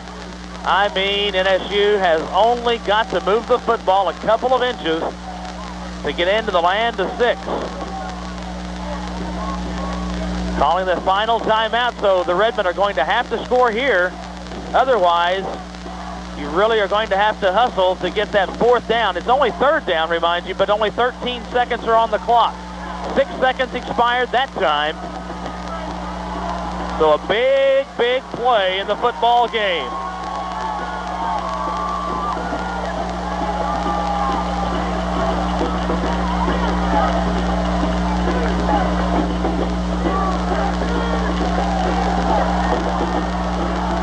Third down, goal to go from the 1. Weber on the quarterback keeper. Now, wait a minute. Flags may have come in before the snap of the football. Dead ball, illegal procedure against NSU. Mercy sakes. Well, Scott, I mean, you can't really explain it. I mean, NSU gets down to the 1-inch line on 2 big pass plays and 3 consecutive plays. Eddie Aikens is stuffed on 2 of them, and a procedure penalty kills the Redmen right here. So David Winchester will come on to quickly try a field goal to at least put points on the board. So the Redmen, it appears, will put the kicking unit on the field. It'll be a 5-yard penalty, so needing points.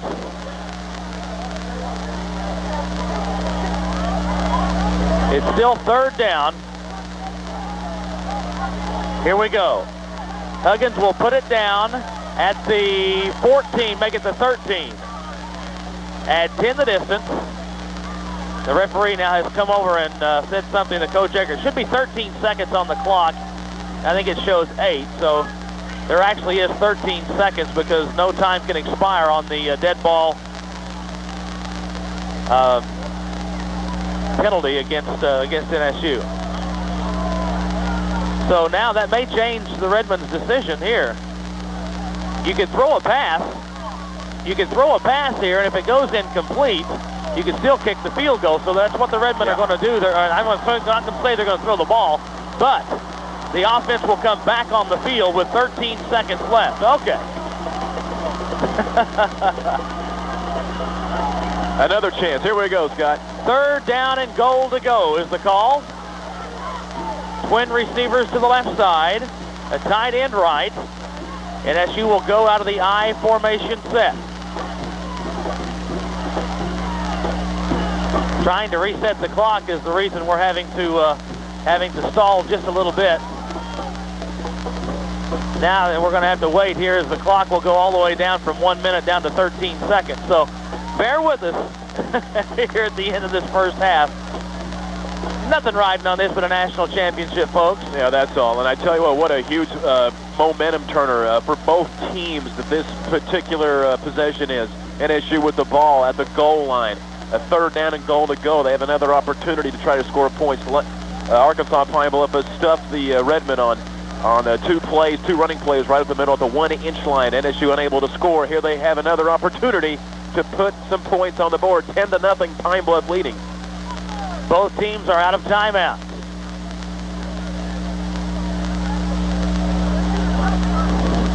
Okay, now we show 13 on the clock. Here we go. Clock will start on the snap of the football. I formation, twin outs to the left side. Now Jacobs goes in motion left to right. Weber, play action on a bootleg right. Wants to throw, looks in the end zone, tipped away, incomplete. And now it's fourth down with, I believe, 8 seconds to play. So now Winchester will come in. And a great play over there by the right cornerback, Joe Davis, out of Dallas, Texas. Tipped the ball away from Jared Gross. Weber drilled that ball in as Winchester comes on for the field goal. Put the ball down at the 13 at 10 the distance. A 23-yard effort for David Winchester. High snap, put down kick is on the way, and it is good. We have a timeout on the field with 4 seconds to play before halftime. Redmen on the board. They trail it by a score of 10-3. We'll come back with the kickoff in 30 seconds on the Redmen Football Network. Christmas shopping time is here already. The Cherokee Nation Gift Shop has beautiful Native American gifts to please the whole family. This week, all silver and beaded items are reduced 25%. You can get a gift certificate to even make your shopping easier. Cherokee Nation Gift Shop will even mail order your purchases. Now you can enjoy extended hours every Friday until 9 p.m. in Tahlequah, 8 p.m. in Salisaw through December 23rd. Make your holiday shopping easy. Shop the Cherokee Nation Gift Shops in 1612 West Ruth in Salisaw, Highway 62 South in Tahlequah.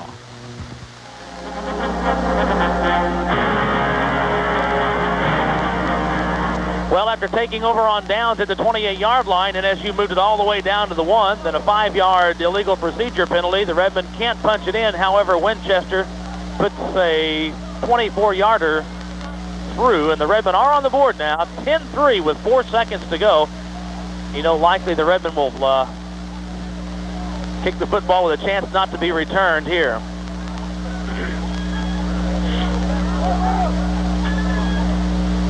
Ready to go as Anthony Williams is back deep along with Reggie Blair. And the ball blows off the tee as Winchester made the approach. They'll have to come back and do it all over. Certainly NSU scoring points there. At least they got some points. Some points better than no points, but certainly with the ball at the goal line, first down and goal to go and not coming away with a touchdown. The victory there would have to go to the Arkansas Pine Bluff defense holding NSU out of the end zone, but nonetheless they get to get 3 points, and it's a 10-3 game now. We'll take points right now, you betcha. Okay, now Winchester re-tees it. Let's see what happens. There's the approach, and the knuckleball will be picked up, brought back to the 20, 25, out to the 30, out to the 35, return to the 40, 45, 50 as Blair out on the boundary at the 40 and then run out of bounds in the first half. Comes to a close. We're looking for penalties and not seeing any. We'll say that the first half of the NAIA National Championship game is in the books. Our score at intermission is University of Arkansas Pine Bluff 10, Northeastern State University 3. It's time now for our halftime show. Coming up, Ed Brocksmith will be visiting with Dr. Neil Morton, who is director of the Center for Tribal Studies and dean of the Graduate College at NSU. Our halftime report brought to you in part this afternoon by the Indian Capital Votech. If you're an adult who needs to prepare for the job market, change careers, or just polish up on skills you already have, then Indian Capital Votech may be the answer. In today's world, planning for tomorrow means preparing today, and there's no better place to prepare for your future than at Indian Capital Votech. Bill Willis Campus in Tahlequah. Call 456-2594 and enroll now. Votech, it works. We'll be back to Pumphrey Stadium in Pine Bluff, Arkansas, following this 2-minute timeout on the Redmen Football Network. The season's finally here. That special time of year. Come celebrate in style at Cato. Celebrate in style and save during Cato's entire stock sale. This week, Cato's entire stock of Junior Mrs. Fall and Holiday sweaters is on sale. Buy one, get the second for an extra 50% off the already low prices. And get a fabulous deal on the entire stock of Junior Mrs. Silk shirts. Can you believe it? Just $7.99. Save on Cato's entire stock of solid leggings in Junior Mrs. or plus sizes, only $9.99. This week, the entire stock of plus size solid and striped tunic sweaters is an unbelievably low $14.99. And Cato's entire stock of clearance is an extra 50% off for total savings of 60 to 75%. Why wait to do your shopping when Cato is having a terrific entire stock sale now? Come celebrate in style at Cato. For the Cato near you, call 1-800-810-CATO. Whether it's lunch or dinner, there's only one place to go. Bandy's Barbecue. Bodacious burgers, barbecue dinners, catfish, and my favorite, chicken fried steak. Bandy's Barbecue in Tahlequah can tame that hunger. Fast, friendly service when you dine in, or call 456-0711 for carryout. Bandy's Barbecue, 441 South Muskogee, the only place to go when it's time to tame that hunger. Don't depend on the major networks to bring you all the big games. No one brings sports into your home like Tahlequah Cablevision. The biggest, the best, the playoffs, and the championships are brought to you by Tahlequah Cablevision. You won't have to wait until tomorrow to find out what happened to the big games today. You'll not only get sports, you can get the best in movies with HBO and Cinemax. Call Tahlequah Cablevision, 456-1102 for your installation today. That's 456-1102.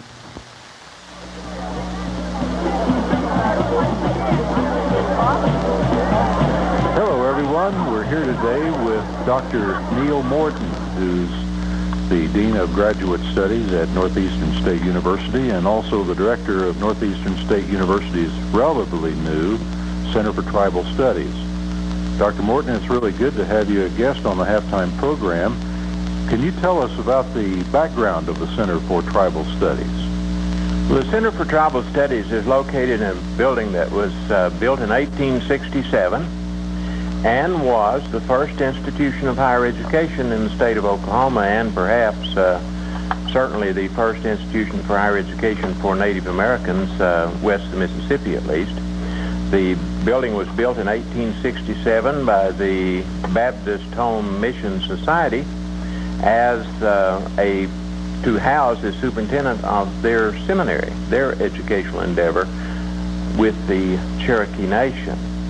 The building was used as an educational institution, or to house students, from that time until actually in 1880, the building was used as Indian University, or to house Indian University, which was a baccalaureate degree granting institution sponsored by the Baptist Home Mission Society, and was in fact a forerunner of the Bacone College, which is now in Muskogee, Oklahoma. Of course, Northeastern State University acquired title to the property in the late 80s, and then President Roger Webb came up with the idea of a center to serve as the focal point for Native American programming on the campus at Northeastern. So this building is actually one of the older buildings in Tahlequah. Yes, it is. Certainly is. One of the, and has been completely restored so that it looks just like it did in early tintype pictures that we have of the building. So to see an 1880s building, it's a good example. Well, it's certainly a source of pride for the university, and I know you're very proud of it because you have been instrumental in developing this structure as a Center for Tribal Studies. Tell us about the center. What does it do, and what's its history? Well, the center actually has three basic functions. One is research and analysis of public policy issues affecting tribes and tribal governments in America. See, the center's scope is national or international in scope. And then secondly, the center is responsible for coordinating activities on campus involving Native American students. This would include everything from social functions to rather extensive research projects. We sponsor programs that serve as a preparatory school, really, for medical school, for law school, for dental school, and for teaching. In addition to that second phase of the program, the third phase is a networking or bridging between the university community of Native American students, which numbers almost 2,000, representing 39 different tribes, serves as a connecting point for that group of students and tribal governments and tribal organizations at large. I know one of the things you're very deeply involved with is the annual symposium on the American Indian, and we'll be back with Dr. Neil Morton in just a moment to talk about the annual symposium. Paper and ink. Those are the raw materials that go into any printing job. But there's another important ingredient required to give your printing personality. That's the skill, the craftsmanship provided by Tahlequah Printing. Be sure to order your wedding cards or other specialty cards from Tahlequah Printing and Office Supply. With the new year approaching, you can get your 1995 calendars and other supplies to start the new year off one step ahead. Tahlequah Printing and Office Supply has beepers and paging devices. Shop Tahlequah Printing and Office Supply, 203 South Muskogee, Tahlequah. Does your car need some tender, loving care? If so, take it to Clyde's Tire Center in Tahlequah. Clyde will winterize it, fix the brakes, tune the carburetor, replace the muffler, put new tires on it, and even safety inspect it all in one stop. Clyde's Tire Center has trained technicians to service your car properly. So before you get stranded, take your car to Clyde's Tire Center just south of Tahlequah on Highway 62. The Cherokee County Sheriff's Department is having a food and toy drive for underprivileged families. Donations will be accepted now through December 22nd at the Sheriff's Department. Needy families need to contact the Sheriff's Office to be put on the list. Distribution of toys and food will take place the 23rd through the 25th of December. Call 456-2583 for more information. The selling or purchasing of a home or property is one of the most expensive, complex, and important financial transactions in most people's lives. That's why it's important to be sure it's handled legally and professionally. In today's world of regulations, rules, laws, and reporting requirements, real estate transactions must be handled by professionals. Tahlequah Escrow Closing Service has a team of proven professionals available to handle every detail of your real estate transaction. When you're selling or purchasing a home, let Tahlequah Abstract, 110 West Choctaw in Tahlequah, help you.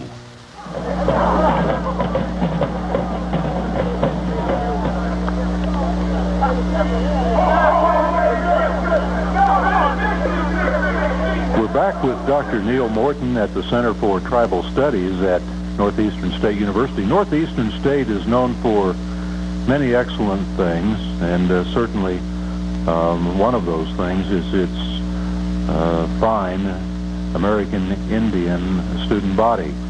We have a large number of American Indians attending the university and a large number of tribes. And of course we have historic Seminary Hall, which is being renovated and soon will be open again to faculty and students.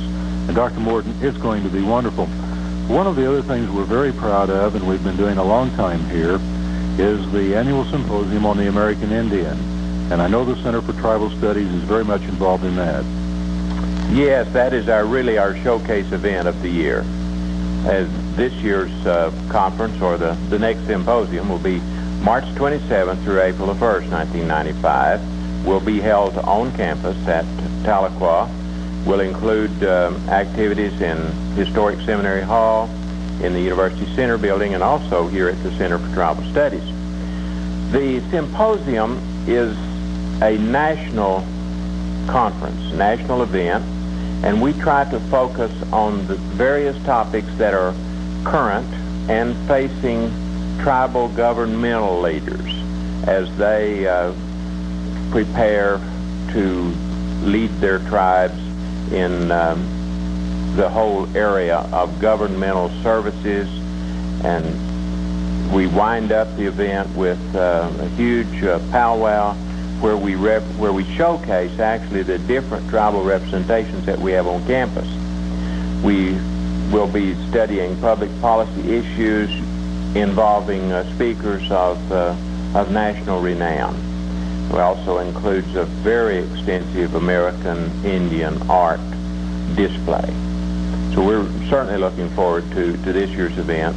One of the things that we'll focus this year's event during the meals during the conference will include tribal representative type meals from different groups that we have represented on campus. So it'd be an opportunity for persons to sit in on conferences discussing major public policy issues affecting American Indian people wherever they reside, and also an opportunity to share in the great American Indian heritage, including art, food, literature. Just a wonderful week. Besides the symposium on the American Indian coming up this spring, Dr. Morton, what are some other activities that you're working on now?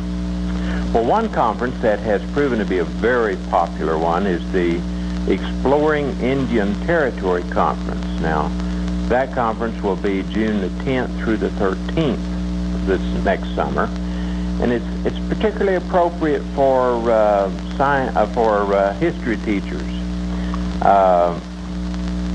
Certainly anyone would enjoy the conference because we focus on the historic aspects of Indian territory, including specific reference to the Cherokee Nation and also to the Creek Nation. We have guest lecturers and also some very interesting field trips, at least one field trip each day, including Sequoia's home, the Five Tribes Museum in Muskogee, and other historic points in near Tahlequah. So that's June the 10th through the 13th, the Exploring Indian Territory Conference. Dr. Morton, if any of our listeners would like to know more about the Center for Tribal Studies or how they could become involved with the programs here, where do they come? How do they write you? Just the Center for Tribal Studies at Northeastern State University, Tahlequah, Oklahoma, 74464. Our telephone number is 918-456-5511. Dr. Morton, before I leave here today, I would like to present you with something that the university has just done, something I know you're very proud of. That's the new Seminary Hall calendar featuring Seminary Hall bathed in Christmas lights. We know that this is a very popular item. Last year, I think the supply went within about 4 days. This year we have a larger supply, and they are available at the NSU bookstore and at the NSU Media Information Office at the Journalism Building for $1. I hope you like your calendar, Dr. Morton. I certainly do, and thank you very much for actually honoring the center with this beautiful, beautiful display of Seminary Hall. In fact, I know what we're going to do with this one. We're going to frame this one and put it right in our entryway, the Center for Tribal Studies. Thank you very, very much. Dr. Morton, all of us are looking forward to the day when historic Seminary Hall, such a source of pride to you and all of the American Indians in this nation, especially the Cherokee tribe of Oklahoma, to everyone, every student and every faculty and staff member at NSU, certainly a source of pride. We're looking forward to that reopening this spring after a $3.5 million renovation project. Thank you, Dr. Neil Morton, the Director of the Center for Tribal Studies at Northeastern State University and Dean of the NSU Graduate College. This is Ed Brocksmith reporting. Ed, thank you very much. And Dr. Morton, thank you for your time here this afternoon on our halftime show. We'll be back in just a few moments with more of our halftime report on the Redmen Radio Network following this 2-minute timeout. Here's Mike Monday for Cost Warehouse.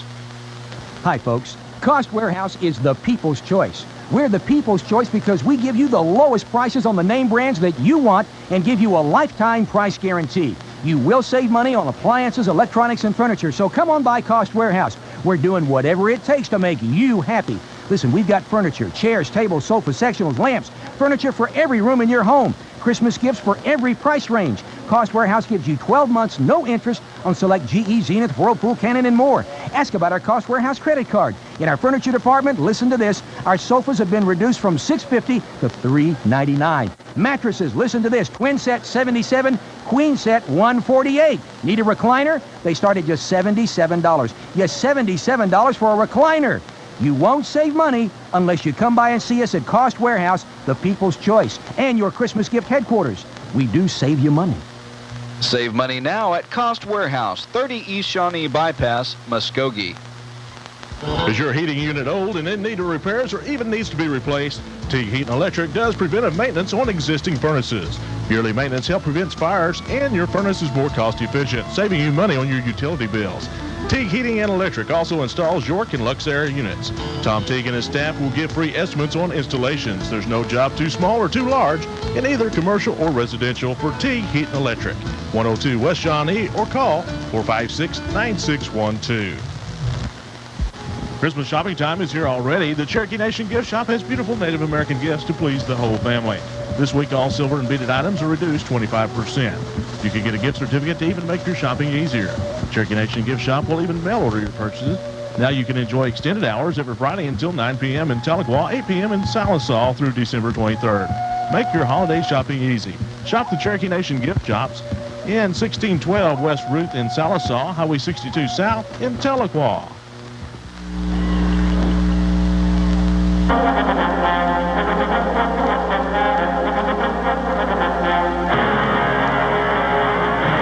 Back in Pine Bluff, Arkansas, Pumphrey Stadium, where Northeastern State University trails Arkansas Pine Bluff by a score of 10-0 as we break here for intermission.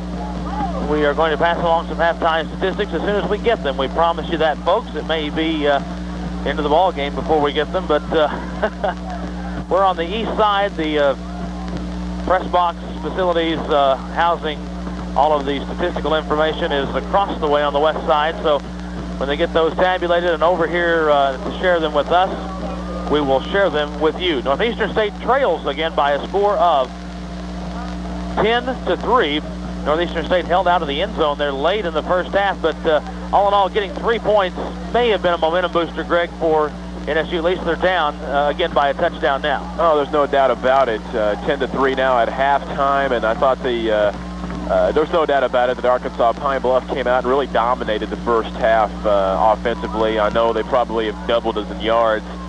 And even though they were up 10-0, there at the end of the first half, NSU showed some signs of life, and it was through the arm of Matt Weber, of all things. 2 long passes on great catches by Jared Gross, his wide receiver. We did, and we had the ball at the 1-yard line on a 1st and goal situation, and NSU just couldn't plug it in, couldn't get the points, although we did kick a field goal out of the situation. Certainly NSU wanted that 7 points, wanted that touchdown badly. But even though Pine Bluff has dominated the game offensively, he's piled up a bunch of yards, it's a ball game. I mean, we've got 30 minutes left, and it's 10-3, so NSU very much in this ball game. But one thing I think we should point out that NSU now has been held without a touchdown for a game and a half. And I can tell you one thing, 3 points, 6 points, whatever, field goals are not going to win a national championship. And certainly there's no doubt about it. It's, no kidding anybody. NSU has got to score a touchdown. They got to get into the end zone. They got to show this team that they can score, and then they can get into the end zone. I think NSU's defense was surprised in the game because of the speed, quickness, and the size of that Pine Bluff offensive line. We just haven't faced an offensive line like theirs this season. And I think they adjusted as the game went on, and especially later in the second quarter, when the secondary really played well, tightened up and kept them from scoring the touchdown that would have been 17-3. So NSU certainly in this game, they've just got to go out there and play better offensively. They got to execute better offensively and maybe mix it up a little bit more. I mean, I don't believe that Eddie Aikens left and right is going to cut it in the second half. I think Matt Weber's going to have to go downfield, which is exactly what he did on the last 2 plays of the first half. He went downfield, and those were the 2 of the biggest plays of the game for NSU. We might need to get our fullback involved in the game a little bit. Maybe get Mitch Green, our other tailback, in the ball game a little bit. Give Eddie Aikens a rest, because Eddie Aikens left and right, and these little slant passes really isn't getting the job done against this Pine Bluff team. So NSU knows what it needs to do, and hopefully we can get something going offensively. I think defensively, we'll have to demonstrate that we can come out here in the second half and stop this team 1-2-3 and take them out. They've driven the ball on NSU's defense the entire first half, although they've only gotten 10 points. So certainly 30 minutes of football to go. Still the national championship still up there for grabs, but at the moment Pine Bluff leading 10-3 over Northeastern State. Scott. One injury to tell you about. Derek Huggins apparently will not return. He is injured, and we didn't pick up on that in the first half, and we apologize for that. But anyway, we've just found out from assistant head coach, defensive coordinator John Horner, that Derek Huggins will not play in the second half. Has a concussion, we now understand. So Huggins is out. Chad Hendricks has been in for most of the first half. So we'll try to bring that to light as best we can here in the second half. Pine Bluff won the opening toss. They deferred their choice to the second half, so they'll exercise their option to receive here to begin the second half of play. NSU will kick off and defend the south goal to start. That means that the green and white will be going left to right on your radio dial. Both teams are back on the field, so we're just about 30 seconds or so away from getting the third quarter underway. 10-3 is our score. Arkansas Pine Bluff using the strength of a field goal from Alan Wagley and also a touchdown, which was set up after a fumbled snap from the punter, Brandon Tyler. Pine Bluff only had to go 25 yards to pay dirt, and they lead it by a score of 10-3.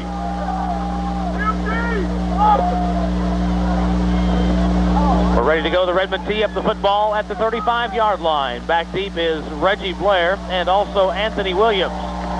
30 minutes of football remain in the NAIA Division I Football Championship. Third quarter is underway. Winchester's boot is an end-over-end kick. Gets by Williams. He'll pick it up at the 15. Brings it back to the 20, out to the 25, and gets to the 27-yard line and is tackled there by Bertram Binford and Alan Winters of NSU. That'll be 1st and 10 for Arkansas Pine Bluff at that spot. And certainly, here's what we're talking about, Scott. Here comes the NSU defense, and half to go in the football game. They have got to establish the fact that they can stop this team, that they can put them 1, 2, 3, and out. And I think that is going to be so important as this game is going on. Pine Bluff just cannot come in here on their first drive and take it down the length of the field. So we'll see what happens. 1st and 10 yards to go.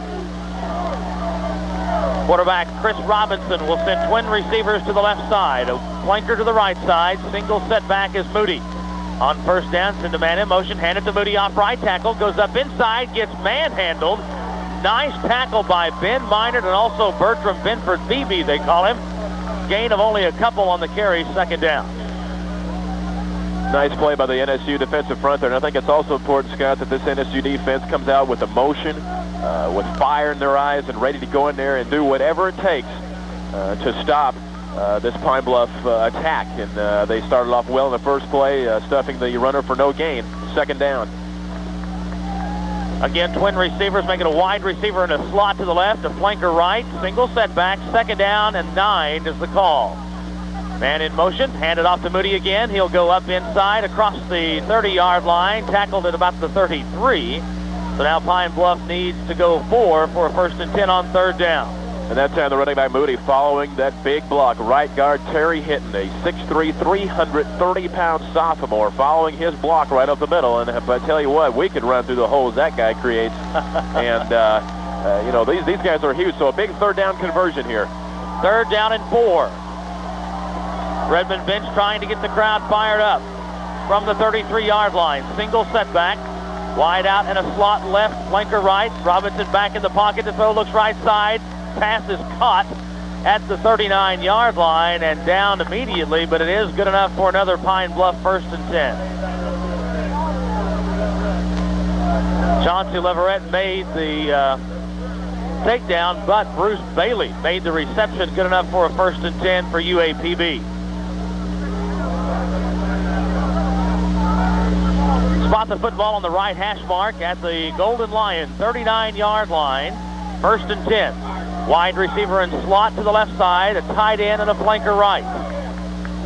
Man comes in motion to the near side from the slot position, handed off to Moody, up inside again, crosses the 45-yard line, out to the 47-yard line before Ben Minor can finally catch Moody and bring him down. For that time, there you go, right again, Scott. Just a bust play right up the middle. Robert Moody, the big fullback, right up the middle, following the block of his big offensive line. That time, number 60, Byron Prince in there. A nice block, 260-pound junior. And once again, Moody shedding tacklers, taking people with him right up the middle. The gain was 8. It's 2nd down and 2 from the 47 of Pine Bluff. Single setback. Man in motion is Norris from left to right. Toss sweep to Moody, fumble the football. Redmen have it at the 44-yard line of Pine Bluff. It's Ben Minard making the recovery for NSU, and on the season, Ben Minard. That is his 3rd fumble recovery, and NSU gets the first break of the 2nd half. 1st and 10 yards to go in Pine Bluff territory. That's right. They sure do get the first break, the fumble, and once again, it's a situation where Pine Bluff was having success moving the football. They were going down the field, having no problems. But the fumble, the turnover, NSU now has momentum as the offense comes onto the field. 1st and 10 NSU. Matt Weber remains the quarterback out of the double wing formation. That's double tight, a flanker to either side. Now Jared Gross in motion. Single setback is Eddie Aikens. Play action pass on a rollout. Weber wants to throw. Has time, goes long, has Brandon Christian open, caught at the 10 and down at the 5-yard line. 1st and goal to go, NSU. And I tell you what, I said they ought to do it. They ought to come out here and open it up in the 2nd half. More play-action passes, more downfield passes. What do they do the first time they get the ball? Northeastern State, a play-action pass. Wide open, Brandon Christian. No one around him, Scott. If Weber would have laid that ball in there perfectly, he would have scored easily. Christian had to wait on that ball, but nonetheless, a big play from Matt Weber. 1st and goal, Redmen. 1st and goal from the 6-yard line. First and goal from the 6 out of the I formation. Now a timeout is taken by Pine Bluff. We'll do the same with 11:57 to go in the third quarter. Redmen threatened, trailing 10-3 back in 30 seconds on the Redmen Football Network. Christmas shopping time is here already. The Cherokee Nation Gift Shop has beautiful Native American gifts to please the whole family. This week, all silver and beaded items are reduced 25%. You can get a gift certificate to even make your shopping easier. Cherokee Nation Gift Shop will even mail order your purchases. Now you can enjoy extended hours every Friday until 9 p.m. in Tahlequah, 8 p.m. in Salisaw through December 23rd. Make your holiday shopping easy. Shop the Cherokee Nation Gift Shops in 1612 West Ruth in Salisaw, Highway 62 South in Tahlequah.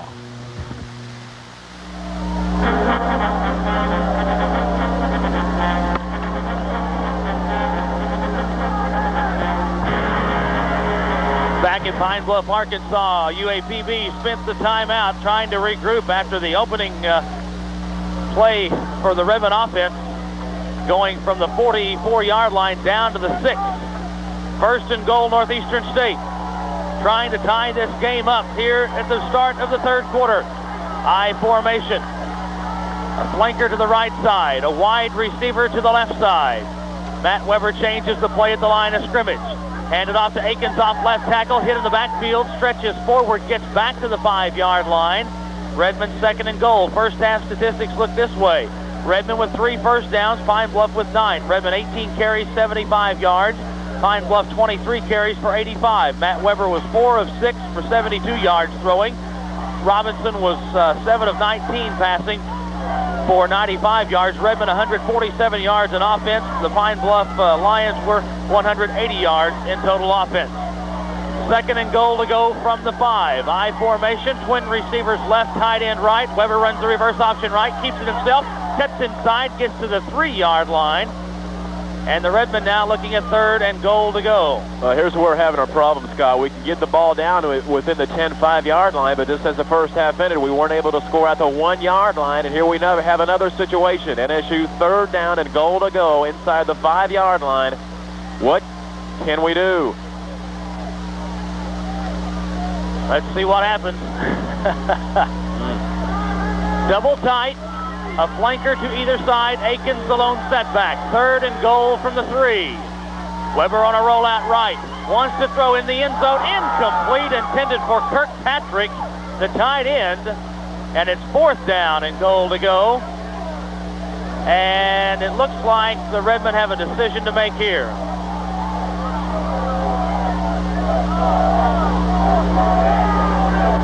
And they're going to bring on David Winchester, Scott, and NSU's going to go for the sure points and bring on for the field goal attempt. Now you got to remember the holder, Derek Huggins, is out. Ronnie Johnson will hold here. Johnson will put the ball down at the 10, add 10 the distance, so a 20-yard field goal in essence is just a point after. High snap, put down kick is on the way. Looks good, and it is good. Timeout on the field with 10:35 to go in the third quarter. Redmen drawing closer now. 10-6 the count. NSU trails. Back in a minute on the Redmen Football Network. Friendliness, convenience, and the very best service from early morning until night. These are the things you can expect and get at Dean's Redbud Pharmacy, Tahlequah. But even more important is the fine quality of medicine they sell. D. Bloss and his staff thank you for your patronage. The next time your doctor gives you a prescription, take it to Dean's Redbud Pharmacy inside Price Right, Plaza Shopping Center, Tahlequah. For your convenience, Dean's has a window on the outside of the building for you to receive your medicines. That's Dean's Redbud Pharmacy, Tahlequah. Does your car need some tender loving care? If so, take it to Clyde's Tire Center in Tahlequah. Clyde will winterize it, fix the brakes, tune the carburetor, replace the muffler, put new tires on it, and even safety inspect it all in one stop. Clyde's Tire Center has trained technicians to service your car properly. So before you get stranded, take your car to Clyde's Tire Center just south of Tahlequah on Highway 62.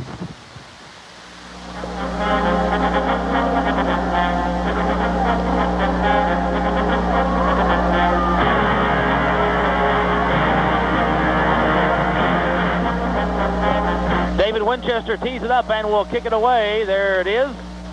This is a high and deep kick. Chases Williams back to the 10, and the football goes out of bounds. So Pine Bluff will have it first and 10 at the 35-yard line. But NSU has pulled within 4 points now, 10-6 the score here in the third quarter.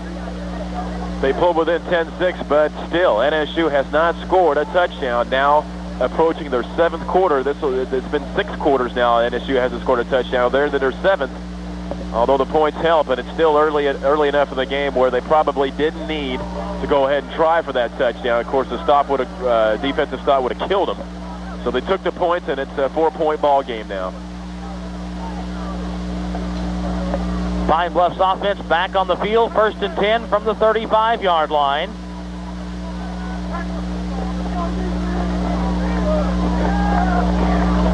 Robinson breaks the huddle. Single setback.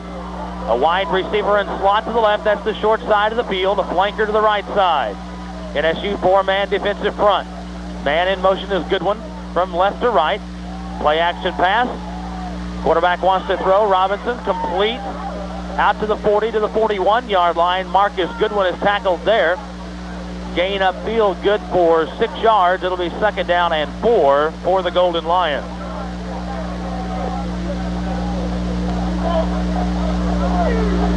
Goodwin had gone in motion from the slot left to the right side and just went down 5 yards and out. Robinson hooked up with him there. Wide receiver and slot to the left side, this time the wide side. Norris in motion toward the boundary, handed off inside to Moody, hit, taken down, a short yardage gain, maybe a yard, and into the arms of Kelby Farley, the NSU linebacker, the Edison product from Tulsa, Oklahoma. 3rd down and 3 now the call. And that's where I'm saying it's so key for the linebacking core of NSU to get in there and make the stops because of the size of that offensive line. And that time, Kelby Farley did his job at stopping Robert Moody as he was approaching a nice gainer and stuffed him for a short gain. 3rd down and 3 from the 42-yard line. Again, the wide out slot left. Flanker right. Norris in motion back toward the Redmen boundary. Quarterback keeper. Straight ahead goes Robinson, and he's really smashed. Trying to go up inside, and Bertram Binford delivered the blow. It'll be 4th and a yard to go at least. Pine Bluff has not punted the football yet this afternoon, but it appears that Alan Wagley will check aboard for the first time. And that is a key stop for the NSU defense. Now it's a 10-6 ball game. Coming up and making the stop. Robinson up the middle, trying for the first down, is stuffed. NSU says, hey, we can stop you. And for the first time of the game, Pine Bluff must punt. 4th down and 2. Derek Jacobs stands back at the 15 to return. Wagley averaging 36 yards a punt. Good snap from center. Here comes the rush, and Wagley gets off the boot. It's a high kick. It'll hit and take a Pine Bluff bounce inside the 10. Goes all the way down to the 6-yard line and is downed. Ronnie Johnson and Bertram Binford both had a chance to block it, but Wagley got the punt off and did his job well. So the Redmen will take over 1st and 10 with 8 minutes and 24 seconds left in this third quarter, deep in a hole, trailing 10-6. See what the NSU offense can generate now. Your plays are rather limited, starting from the 7-yard line. Actually, let's call it the 6-yard line. Redmen will send a wide receiver to the left side, a flanker right, out of the I formation set. Weber hands it off on the counter trap up inside. Akins, quick hold, gets out across the 10 and close to the 15-yard line. Let's call it about an 8-yard pickup all the way out to the 14. 2nd down, and the Redmen need just a couple. That was a huge hole. Eddie Akins following the block of his offensive guard, Tony Hudson, the 290-pound junior out of Houston, Texas, a mammoth hole. Akins, a nice gain of 8 yards. 2nd down and 2. Flanker left, wide out right. I formation again. Hand it to Akins on the trap play right side. He's hit at the 15-yard line and tackled shy of the 1st down marker. Akins actually slipped as he tried to cut it back on the left side. So now NSU looking at 3rd down and a yard to go. Now, officials timeout. They'll bring the chains in to get an exact measurement to see.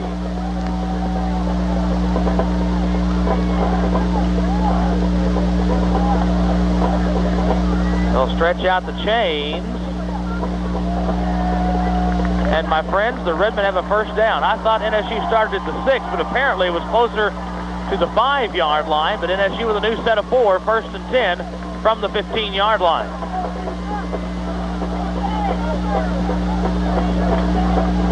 NSU's 5th first down of the football game.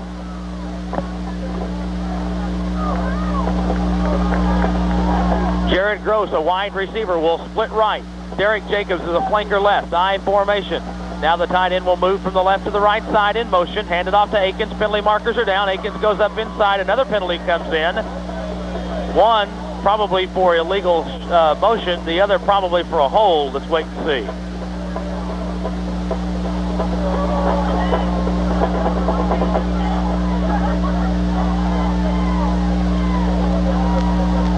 Illegal procedure against NSU and a hold against the Redmen. Exactly what I thought. So 2 penalties now. Pine Bluff likely will take the hold against NSU.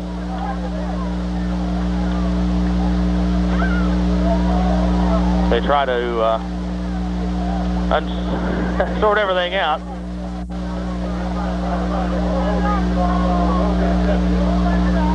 So the holding penalty is accepted. Half the distance penalty will move the football all the way back to the 10-yard line where NSU looks at first down and 15. Twin receivers split left. Tight end right. I formation. Weber sends Blankenship in motion left to right. Counter trap, handed to Akins. Tries to break a tackle, can't break the tackle of the defensive end on the left side, Brian Wallace, or defensive end right side.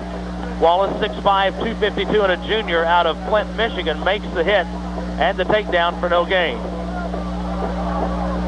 Akins struggling to get struggling to get yardage on that play, and it almost looked like they were going for the football, and boy, a turnover would really kill an issue. That's something you're going to have to watch down here this far down on their end of the field.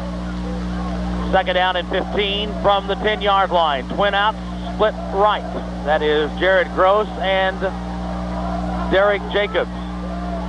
I formation. Weber on a rollout, wants to throw, looking right side. Caught by Jacobs at the 20, 25, 30, 35, and out of bounds near the 40-yard line. That ball was tipped by the cornerback. And great, though, concentration by Derek Jacobs, Greg. It certainly was, Scott. The outside linebacker, actually, Charles Burrell. The ball was tipped by him. Jacobs was behind him. The ball went into Jacobs' hands on the run, and it turned out to be a very nice play, a big gain and a big play for Northeastern State. Luckily, they got the good bounce, and boy, you always hope for those, and that time it went NSU's way. 1st and 10, Redmen, new life. 1st and 10 at the 36-yard line. Single setback. Double tight, the flanker left. Handed off to Akins, off right tackle, cuts it inside across the 40, down to the 44-yard line, goes Eddie Akins.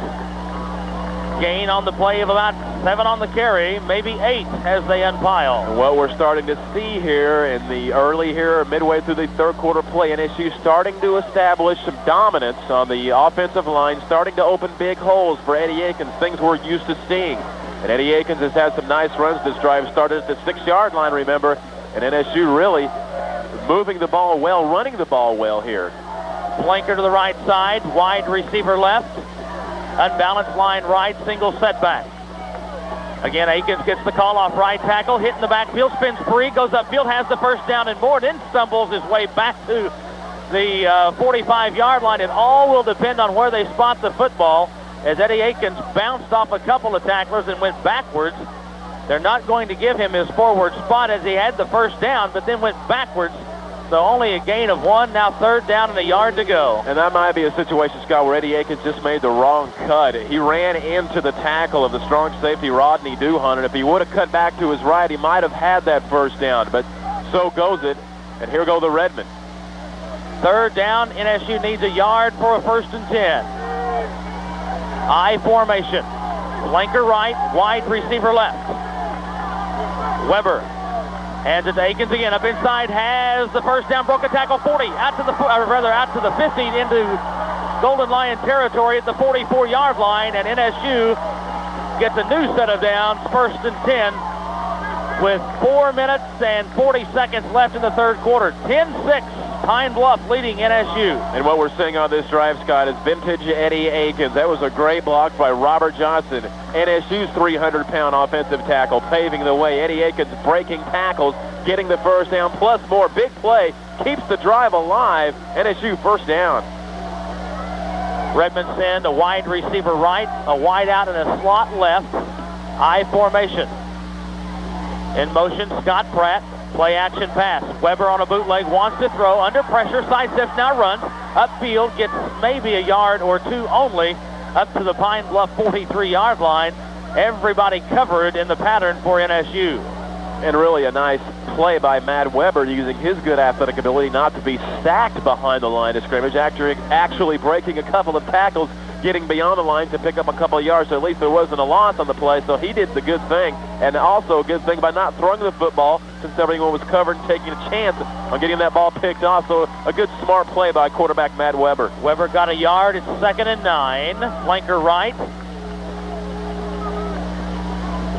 Flanker to either side, rather. Single setback, double tight. Weber again on a rollout, wants to throw, looks over the middle, has Jacobs, but it's going to be intercepted by Pine Bluff.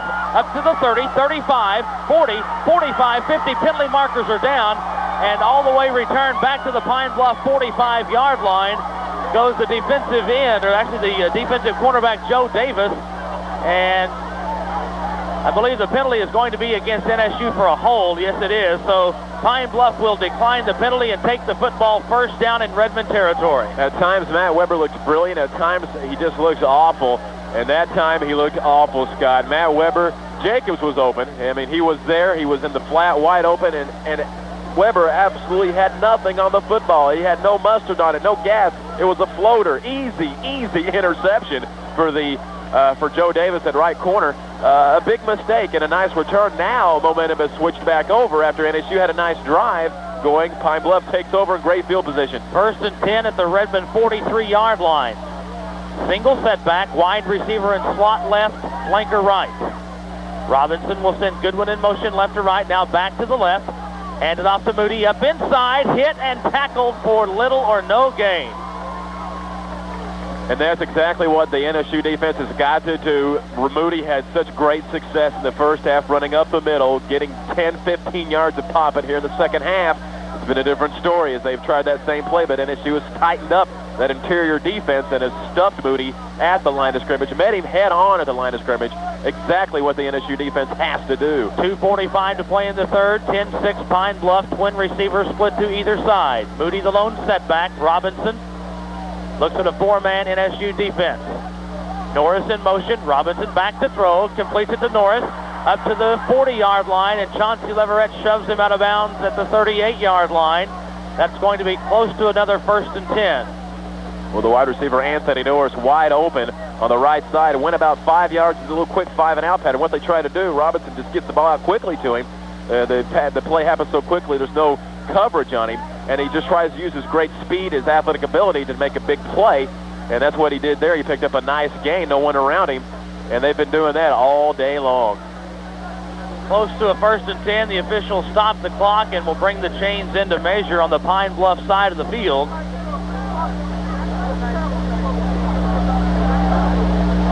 So breaking the action here. 10-6. Arkansas Pine Bluff leading the Redmen. Stretch the chains out, and UAPB has the 1st and 10.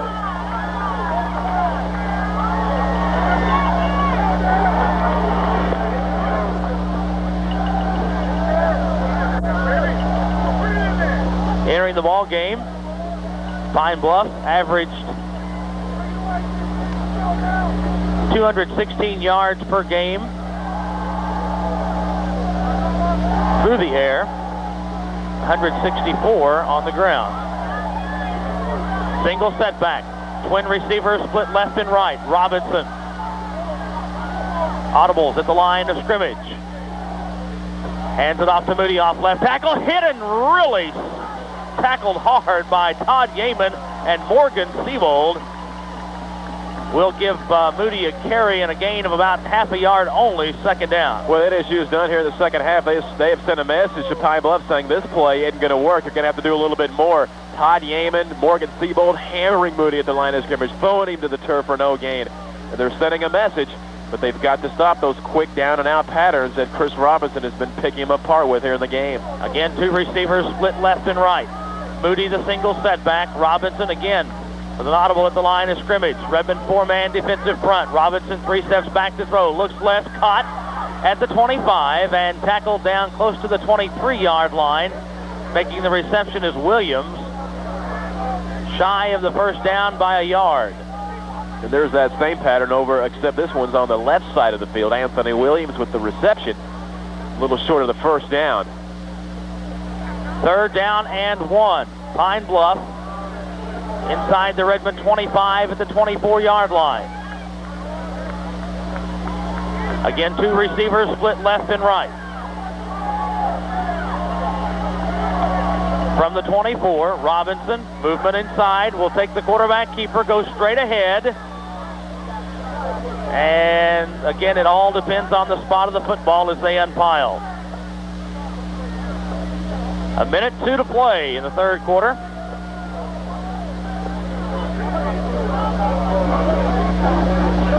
Officials will stop the clock and again bring the chains into measure. Yeah, and like you say, Scott, it's just going to be on the spot of the ball because his forward progress, I mean, he barely moved and they stopped him at the line, but it's all going to matter on the spot.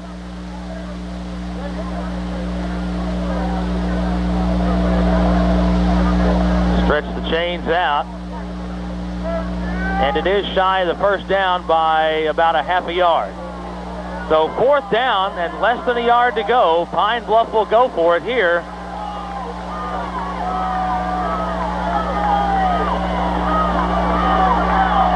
Clock is running now, inside a minute to go in the third period. Fourth down and 2 feet, let's call it. Twin outs to either side. Single setback, quarterback keeper, penalty markers come in, and Pine Bluff may have moved early. Dead ball, illegal procedure against UAPB. All right. Just a little bit too anxious to get that first down right there. Some movement. I don't think even Robinson would have got it as he was stuffed at the line, but that penalty will put him back for another attempt. So instead of being fourth down and 2 feet, you've got now fourth down and better than 5. I doubt that you go with the quarterback sneak here. Pine Bluff will go for it nonetheless, leading 10-6 late in the third period. Single setback. Two receivers split to either side of the quarterback, Robinson. Drops back, free to throw. Looks left side. It's going to be caught and really hammered by Troy Franklin. But it appears that Pine Bluff is going to have the first down. And Ronnie Johnson really doesn't like the spot that they gave Williams. The official stops the clock and will bring the chains into measure, but from our vantage point, he's got it.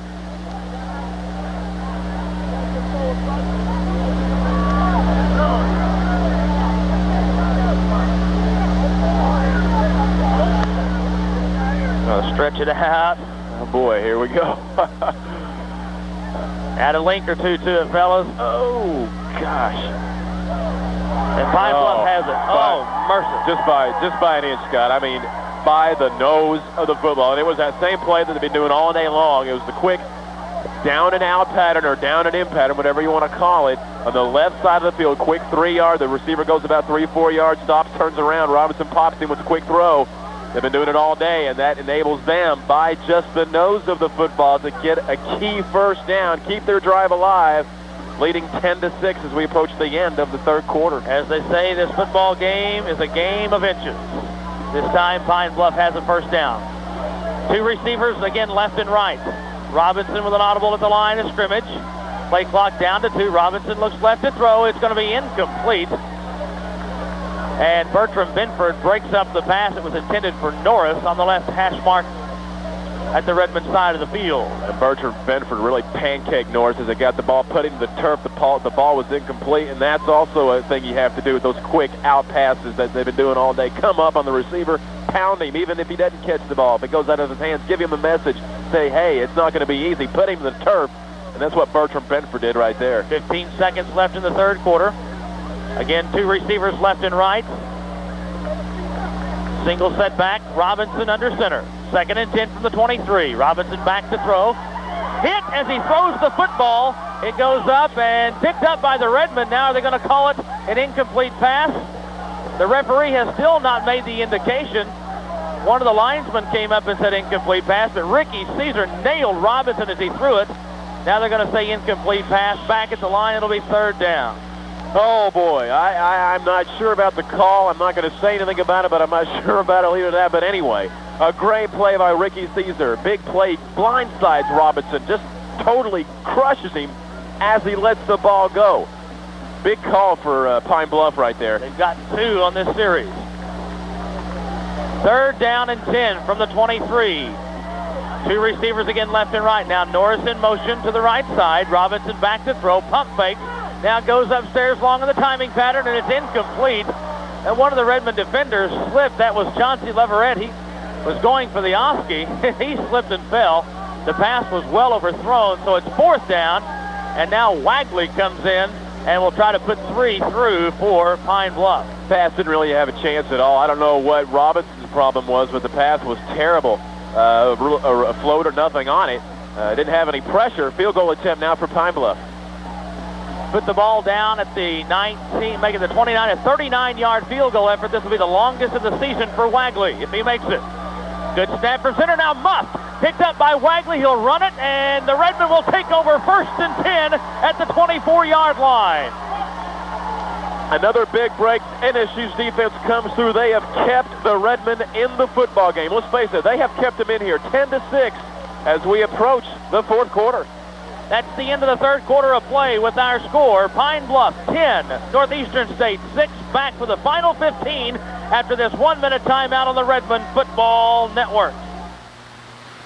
Here's Mike Mundy at Cost Warehouse. You've got just 2 days left. Cost Warehouse is the people's choice because we save you money and give you a lifetime price guarantee. You have just 2 days left. Only 2 days. Now listen to this. Cost Warehouse is your Christmas gift headquarters, and we've joined with the Mitsubishi Corporation to offer you the Mitsubishi big screen of your choice free until 1996 with approved credit. No payment and no interest until 1996. What a great gift for your family this Christmas. Get a 45-inch Mitsubishi big screen with rich stereo sound and picture-in-picture free until 1996. Or this 40-inch direct view big screen with picture-in-picture, again free until 1996. Cost Warehouse is your big screen headquarters. We sell more big screens than anyone else. This special Mitsubishi big screen offer, no payments and no interest until 1996, is almost over. You've only got 2 days left, today and tomorrow. Hurry for best selection. You have just 2 days left to get the Mitsubishi big screen of your choice free until 1996. Where? Cost Warehouse, because we save you money. Save money now at Cost Warehouse, 30 East Shawnee Bypass in First play from scrimmage of the 4th quarter. NSU hands the football to Todd Summerall. The fullback goes straight ahead. NSU started the possession from the 23-yard line. Summerall will get 2 to the 25, and NSU looking at 2nd down and 8 yards to go. First carry of the game for Todd Summerall, the fullback, right up the middle, and it might be a good time to try to start doing some different things offensively. 10-6, last 15 minutes of the game to determine our national champion. Can't hold anything back now. Twin receivers to the left side. Tight end right, I formation. Matt Weber, the quarterback, hands it to Eddie Aikens, off left tackle, goes up inside, 30, out to the 35, to the 40, out to the 43-yard line, and tackle 1st and 10 NSU.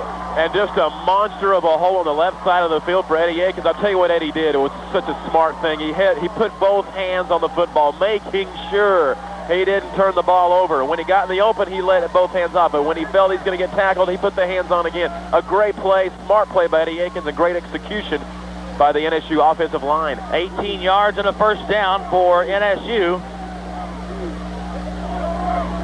And Eddie Aikens has just become the all-time leading rusher in NSU school history. Twin receivers right, tight end left, I formation from the 43 of NSU. Aikens again off right tackle, up inside to the 45, out to the 48, to the 49-yard line, running very strongly. Eddie Aikens just shy of midfield by about a half a yard. And what's so key on that play to the tailback, the fullback blocking, Todd Summerall, and he was the lead blocker.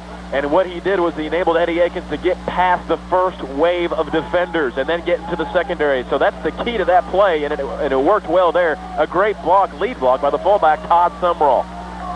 From the 49-yard line, 2nd down and 4. NSU, a short 4, twin receivers left. Fake the delay, throw the pass complete to Jacobs, up inside, got a great block inside the 45 down to the 41-yard line, and Dennis Blankenship really leveled the cornerback, which sprung Derek Jacobs for the first down. Certainly did, Scott. A great block by Dennis Blankenship, and Derek Jacobs waiting for that block. I tell you what we're seeing right here is we're starting to see NSU execute well.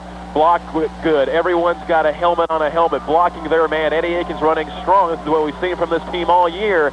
And boy, it's about time here in the 4th quarter. I formation. Blanker to the left side is Jacobs. Wide receiver right is Jared Gross. 1st and 10 at the 42-yard line. Handed to Aikens off left tackle. Gets outside to the 40 and run out of bounds inside the 40, maybe the 39, as everybody comes up off the ball. And really a nice job of running by Eddie Aikens, not trying to do too much, taking what he can get. NSU's got good field position, just don't turn it over. Following in the lead block of his big guy, Robert Johnson, the offensive tackle, just following Big Robert. And now, excuse me, Scott. And now Eddie Aikens is injured. He comes to the near side. Mitch Green, the new tailback for the Redmen. Green, a 5'8", 168 junior from Miami, Florida. Aikens got 3 at 2nd and 7 from the 39-yard line. I formation, handed to Sumrall on the fullback blast play. Gets about 5 up to the 35-yard line. So now NSU looking at 3rd down and about 3 yards to go. Well, they're going to spot the football at the 36-yard line. So 3rd down, and we'll call it a 3rd down and 4 situation for the Redmen. Twin receivers to the right side. Tight end left. I formation. Matt Weber runs the option play. Now back in the pocket to throw. Has the tight end, Scott Pratt, caught and tackled immediately close to the yard marker for a 1st down. Good job by Matt Weber, waiting until Scott Pratt got open and then delivering the ball at the last minute. It was a completed pass. 1st down and 10. NSU, they keep their drive alive, down 10-6. From the 30-yard line, Redmen new set of 4 with 11 minutes, 11 seconds to play. Wide receiver and slot right. Blankenship the wide out. Derek Jacobs the slot. Tight end left. I formation. Back in the pocket. Weber to throw. Looks right side. Caught by Blankenship. Out of bounds inside the 20. And that's going to be another Redmen 1st and 10. It sure is. And Matt Weber now throwing the ball very effectively. You don't know what's going to happen with Matt. Well, right now he's doing a great job. And Dennis Blankenship ran a beautiful pattern. Went about 10 yards. Brushed his guy off. Quickly turned out. The ball was there when he turned. Beautiful execution. And that's what it's been this whole drive. NSU executing well. They've calmed down. They're doing what they have to do to score. 19-yard line. 1st and 10 NSU. Wide receiver and slot left, the wide side of the field. I formation. Weber on the delay, gives it to Mitch Green. Sheds a tackler, goes to his left, cuts the corner, and tackled for little or no gain. Couldn't quite get to the corner before the cornerback on the right side came up to make the stop. Jimmy Robinson, 5'9" junior from Pine Bluff. And the official timeout. Injured Pine Bluff player on this near boundary. 10 minutes and 23 seconds left. And the Pine Bluff player is going to draw some attention from the training staff from both benches. So the injury timeout, we will pause 30 seconds and come back with more after this on the Redmen Football Network. Are you having a party and no place is large enough to hold the guests? Make your reservations now at Don's Family Restaurant, Highway 82 south of Tahlequah. Don has the dining facilities to hold small to large parties.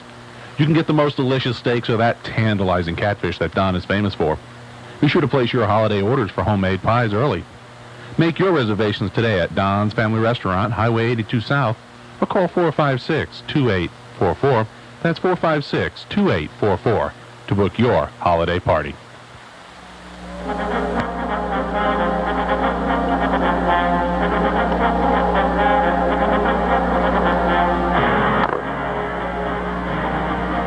Back at Pumphrey Stadium, Pine Bluff, Arkansas, Scott Pettis, Don Richard, Greg Conover bringing you the NAIA National Championship football game. Fourth quarter action. Redmen trail 10-6. They have the football, second down and about 10 from near the 20-yard line. And the injured player, Greg, seems to be the Pine Bluff linebacker. That's right, Scott. The outside linebacker, Charles Burrell, out of Houston, Texas, was down on the sidelines for a long time. Now he's actually being helped off the field on his own power, so it looks like he's going to be okay.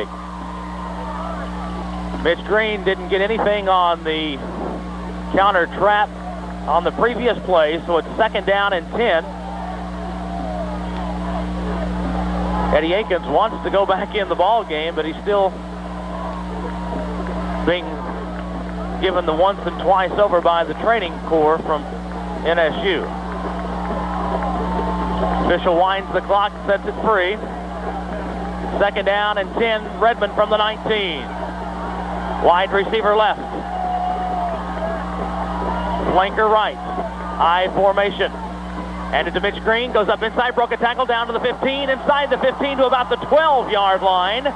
And the Redmen now looking at third down. They need about 3 for a first and 10. And really a strong run by Mitch Green in there for Eddie Akins. I tell you what Mitch Green brings to the show. He hits that hole a lot quicker than Eddie Akins does. He hits it, he goes, and he also has good strength. And he carried tacklers with him. A nice game, nice blocking. I tell you what, this entire drive, Scott, NSU has executed so well. Have done everything right. They haven't fumbled the ball. They've done everything they need to do. We've just got to keep it alive. Third down and 3 from the 12-yard line. Football in the middle of the field. Wide receiver in slot left. Tight end right, I formation. Weber hands it to Green off right tackle. Goes up inside. Stretches at the 10-yard line. And oh my heavens, it again will be dependent upon the spot of the football. Yeah, it's going to be another one of those nose of the football deals, Scott, I think. Everybody in piles. The official takes a look and will stop the clock and bring in the chains once again. Mitch Green thinks he has the first down, and he did a nice job once he was hit of stretching forward toward the yard marker.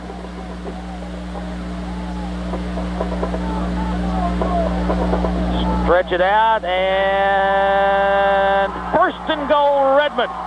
First and goal to go.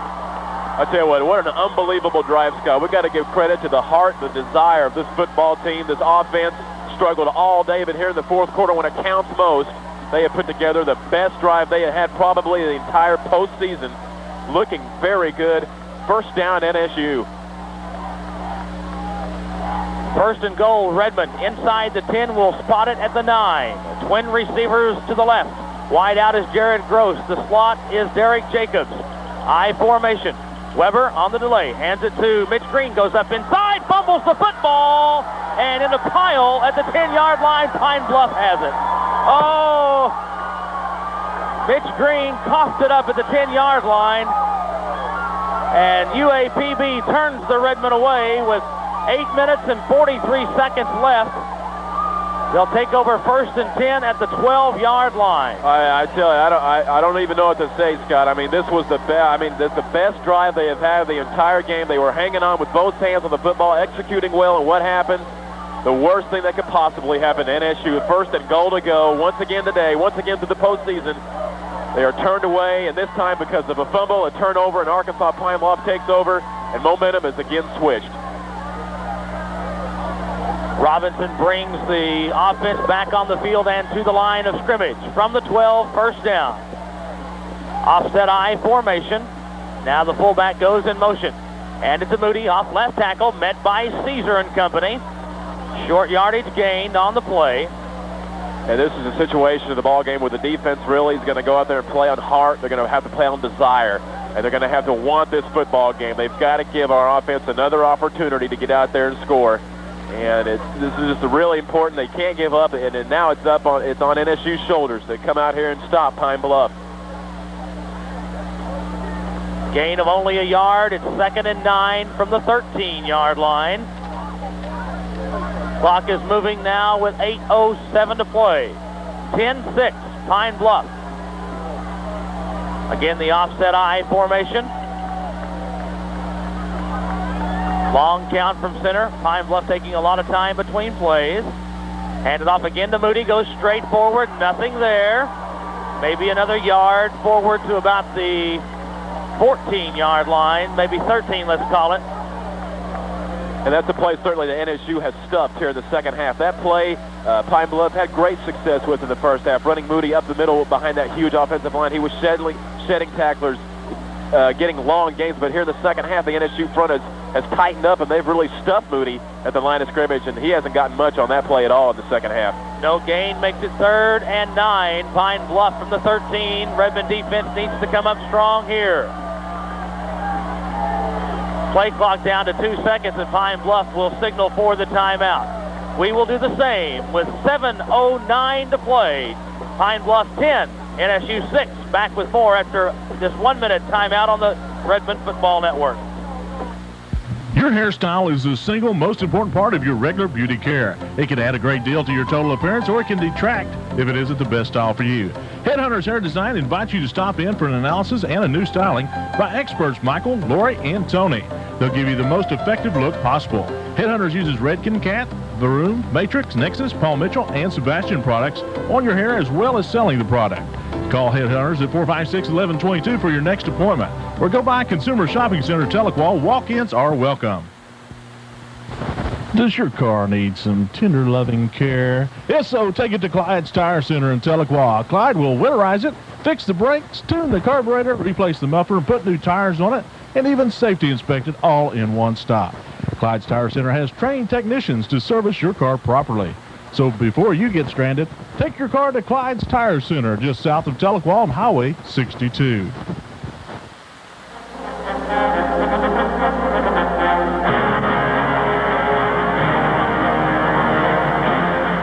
Back at Pine Bluff, Arkansas, Pumphrey Stadium, it's 3rd down and 9 for UAPB at the Golden Lion 13-yard line. Twin receivers left and right behind the quarterback, Robinson, following the Pine Bluff timeout. Robinson back in the pocket to throw. Looks left all the way, throws, and it's going to be intercepted at the 22-yard line, and the Redmen come up with an Oski. It is Troy Franklin making the interception, and the Redmen have new life. 1st and 10 yards to go on the season for Troy Franklin. That's his 4th interception, and Franklin from Guthrie, Oklahoma, 5'10", 185 senior, gives the Redmen offense a reprieve of sorts. Let's see if the NSU offense can cash in. What a defensive stand. I'll tell you what, this defense has been awesome all year. They're awesome here today. They're giving this offense another chance to try and score a touchdown. 1st and 10 yards to go. Redmen at the 23 of Pine Bluff. I formation. Akins is back in. Weber to throw. Looks left side. Gross catches it. Runs out of bounds. Inside the 15-yard line. Looks like he will be close to a 1st down as they bring the chains up. It'll be 2nd down and less than a yard to go. And I like the call. First play from the interception, go after the jugular, go for it. And they did. They didn't go for the touchdown, but a nice pass play. Good route run by Jared Gross. 2nd and 1, Redmen. Single setback. Unbalanced line to the left side. Handed to Eddie Akins, goes up inside and is tackled. The penalty marker comes in, maybe for a face mask. Penalty markers came from every direction. Big Tony Hudson clapping, saying it's against the Pine Bluff Golden Lions. And it is going to be assessed against UAPB, and the Redmen will have a 1st and goal. That's finally something goes right for the NSU offense. A face masking penalty. We'll put the ball down close to the goal line. NSU looking good here. 10-6. Arkansas Pine Bluff leads Northeastern State. Gosh, I can't even read. I think 6 minutes and 53 seconds remaining in the football game. Boy, what a barn burner. 1st and goal to go. Spot the football at the 7-yard line. 1st and goal from the 7. Jacobs in motion left to right. I formation. Weber long count from center. Play action pass on a bootleg. Weber wants to throw. Looks in the end zone. Throws it up for Jacobs. It's incomplete. Ooh. And DJ really took a pop as he had to climb the ladder for the attempted reception. So back at the line of scrimmage, second down. Jacobs got popped, he got hammered, but he got right up, and he's coming back to the huddle. Weber throws the incomplete pass. I tell you, it looked like Weber might have had a lane where he could have ran in for that 6. He wanted to throw the football. He did. That's something he's going to have to look for here late in the fourth quarter. You got to try anything. Third down now for Northeastern State. Second down, I'm sorry. Second and goal to go from the 7-yard line. Wide receiver and slot left. I formation. Weber under center. On the delay. Give it to Akins with blockers in front. Turns the corner. Gets to the 5-yard line. And is tackled inside the 5. Third and goal to go. Well, let's make no bones about it, folks. This is where NSU has had their problems, not only in this football game, but for the entire postseason, as they have not scored a touchdown now in 7 quarters. And here we are again, folks. Third down and goal to go for Northeastern State. Timeout on the field. Timeout taken. We'll keep the broadcast here. It's third and goal, and the Redmen spin the timeout. You're in 2-down territory. You're going to go for the touchdown regardless, probably with 6:06 to play, trailing 10-6. But, Scott, I tell you, this is just, we love to have the ball down there, but it's been a scary situation all day. As throughout the playoffs, we're just having a hard time putting the ball inside the 10-yard line. I don't know what the problem is, but the last drive was a turnover. Just situations where we have got to find a way. This NSU football team now, here in the waning moment, 6 minutes left here in this football game to decide the national title. They have got to find a way to score a touchdown. If they want to win this game, you just can't, you can't falter on this many opportunities as NSU has had inside the 5-10-yard line. They've had many opportunities this afternoon to score touchdowns inside the 5. They just hadn't done it. And this is another opportunity NSU has to score 6 points at the 5-yard line, third and goal. Matt Weber, Jared Gross, and Derek Jacobs huddled up on the near side. Eddie Akins went back to the huddle and talked to his offensive lineman, the senior, telling them of the importance of this play. Third and goal to go from the 4-yard line. I formation. Weber wants to throw. Goes into the end zone. Penalty markers come in on a pass interference, I believe, on Gross, and if that's the case, it'll be first and goal for the Redmen down close to the 1-yard line. There's no question about it, Scott. It was pass interference against Arkansas Pine Bluff. Jared Gross being manhandled in the end zone, the back of the end zone, although the officials are huddling. That has got to be the call. Now, it may even be a touchdown, because if you go for the interference that deep in the end zone, they'll mark the penalty off, and the Redmen get an automatic first down. Here we go. First down and goal to go, folks. 2-yard line. Half the distance penalty. And the Redmen with another chance here. Oh, my. Okay. First and goal, Redmen from the 2. Double tight, flanker to the right side. I formation. Hand it to Eddie Akins. Goes off left tackle, down to the 1. Spins, and to the 1-foot line is turned away. Oh, gosh. Oh, I tell you, Scott, this is unbelievable. This is unbelievable. But this is what championship football is all about. And give credit to the Pine Bluff defense for not giving up, keeping Eddie Akins out of the end zone at the 2-yard line, folks. He must have been an inch away from scoring. Pine Bluff stuffs him. Second and goal to go. And it's a Summerall. Yeah. Second and goal inside the 1. Double tight, flanker right. I formation. And it's Akins, hits in the back, goes over left tackle, turned away again. I don't know. I've never seen anything like it, Scott. This is unbelievable. Pine Bluff's defense on the same exact play. They know what's coming. Go with something different, folks. Pine Bluff knows it's going to be Eddie Akins. Go with someone they don't know it's going to be. Summerall will be a great call. But once again, Eddie Akins is kept out of the end zone. Third down and goal to go for the Redmen. Unbelievable. 10-6, 4:52 and counting. Nose of the football just inches away from the land of 6. Third and goal. Redmen trying to take the lead for the first time. And into Akins off right tackle. Touchdown, Northeastern! Finally into the land of 6. The drought has been broken, and the Redmen take the lead for the first time today. A score now 12-10, the all-important extra point coming up. The last 2 plays for Eddie Akins were on the left side of the field. He was stuffed. This time it's the same exact play, except Eddie Akins went to the right side behind Tony Hudson and Robert Johnson, the 2 best blockers on the team. He squeezes between. Ball down, and Winchester's kick is on the way, and it is good. Timeout on the field with 4:39 to go. NSU 13, Pine Bluff 10. Back with more after this 1-minute timeout on the Redmen Football Network. Your hairstyle is the single most important part of your regular beauty care. It can add a great deal to your total appearance, or it can detract if it isn't the best style for you. Headhunters Hair Design invites you to stop in for an analysis and a new styling by experts Michael, Lori, and Tony.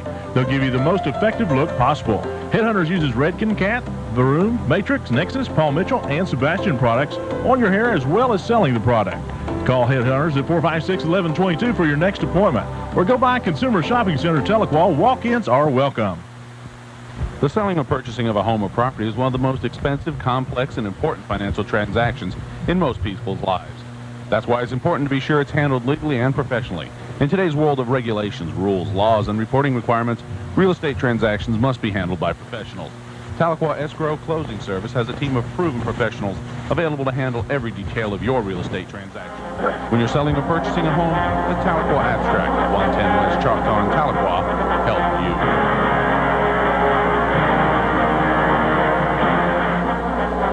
Back at Pumphrey Stadium, Pine Bluff, Arkansas. Scott Bettis, Greg Conover, and Don Richards bringing you the final 4 minutes plus as Northeastern State takes the lead for the first time this evening. 13-10. Winchester will tee it up. Anthony Williams is back deep along with Reggie Blair. Winchester's kick high will have a chance to be returned from the 8. Brought back to the 10, to the 15, out to the 20. And along the boundary on the far side, running out of bounds, is Blair at about the 25 or 26-yard line. For the first time in over 7 quarters, this NSU offense finally, and I emphasize finally, scores a touchdown. They get 6 points, and it couldn't come at a better time. It's probably the biggest 6 of the year to this point here, the national title game. NSU takes the lead, folks, 13-10 over Pine Bluff. The football is out at the 29-yard line. Twin receivers split left and right. Robinson back to throw, looks left side, throws complete. That is Blair, reverses his field, goes to the far side, being chased, turns the corner, and is run out of bounds finally at about the 40-yard line. But Blair caught the football on the hash mark right, went all the way back to the far boundary, and will pick up enough yardage for a 1st and 10 at the 40-yard line.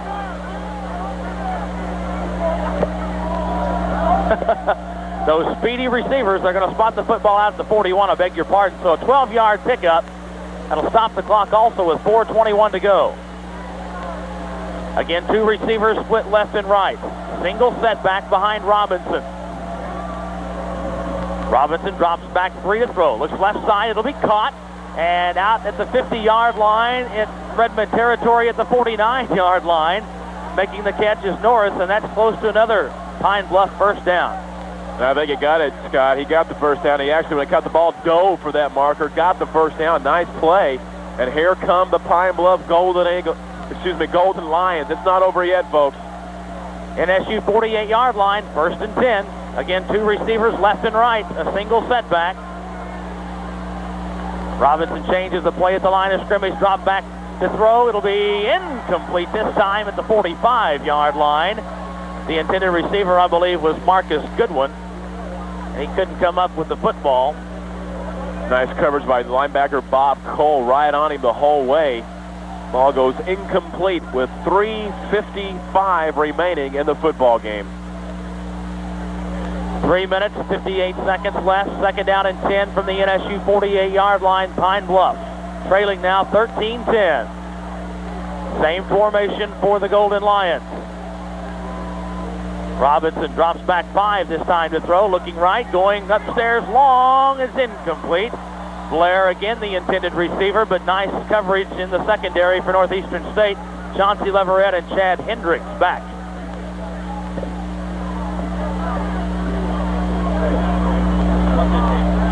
Three minutes, 53 seconds. Clock stopped on the incomplete pass. 3rd down and 10, Pine Bluff.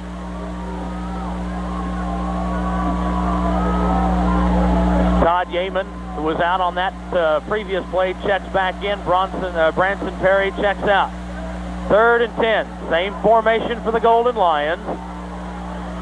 Robinson now with an audible at the line of scrimmage. Drops back 5 to throw. In the pocket, looks left all the way. Under pressure, sidesteps, now throws. It's caught by Norris.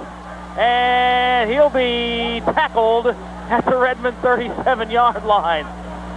Mercy. A nice athletic play by the quarterback Robinson, getting out of the pressure. He was almost sacked on the play, but got the ball up complete. Pine Bluff still alive. Officials stop the clock to look at the chains. They'll probably bring them in again. From our vantage point, it's more than enough for a first down.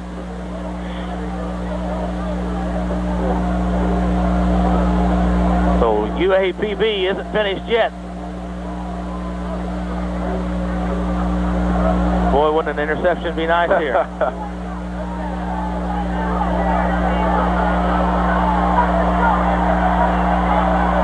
It is good enough for another Golden Lion first down from the NSU 37-yard line.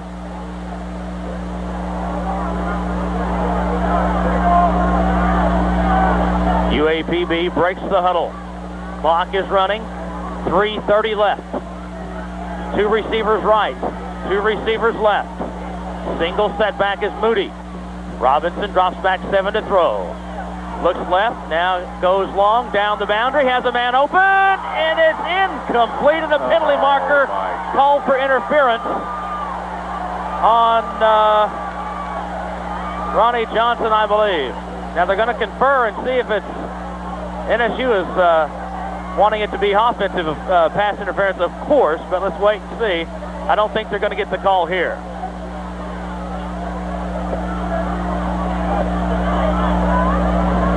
Interference against the Redmen. Certainly a questionable call, Scott. I'm not sure. I mean, both guys were going for the football. The contact was made as the ball got to the receiver, and you just hate to see a game decided on a penalty like that. It'll give Pine Bluff great field position. I tell you, a very questionable call. 15 yards upfield to the 23-yard line. 1st and 10 UAPB. Well, how fitting it is that the NSU defense would be on the field in the waning moments of the national championship game, as they are now. Clock is stopped on the incomplete pass and the penalty. 3:17 to play. Robinson will send a wide receiver and slot split to either side. Drops back 3 to throw. Looks right side over the middle. Incomplete. Pass was intended for Blair, and Chad Hendricks thought he had a chance to get it up off the turf before the official, or while the official blinked, but it's ruled incomplete. Chad Hendricks actually did have a legitimate shot at the interception. If it had broke on the ball just a little bit quicker, he probably would have had it. Ball was tipped. Incomplete pass. Pine Bluff has the ball. 2nd and 10. Nothing new in the formation from the Redmen 23. 4-man defensive front for the Redmen. Nickel defense in. Back in the pocket. Robinson to throw under pressure. Delivers incomplete again. Todd Yeaman really delivered a shot on Robinson as he threw it. Now it's 3rd down and 10 yards to go. And that shot on Robinson probably was why it was an incomplete pass. The throw was a little bit wide and outside of the receiver. And that's exactly what they have to do. Put heavy pressure on Robinson, put him on his back.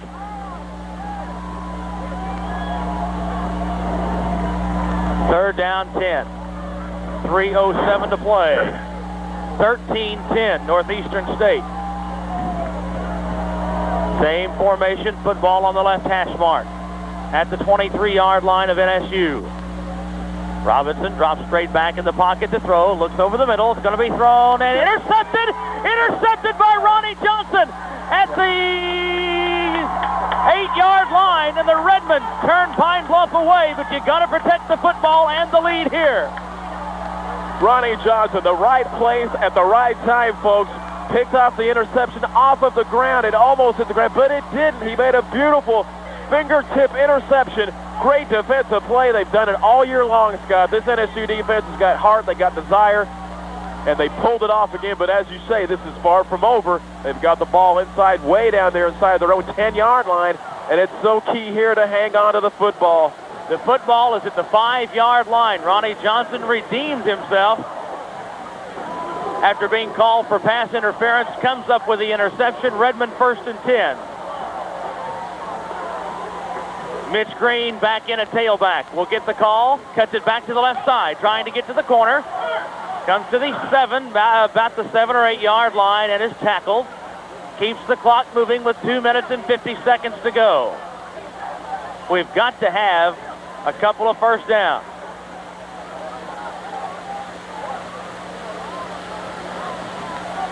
The gain was good for 3 yards, let's call it. 2nd down and 7. Jared Gross will check out. Dennis Blankenship comes in. Clock is running now with 2:25 to go. Single setback, double wing formation. Hand it to Green again, up inside, across the 10-yard line.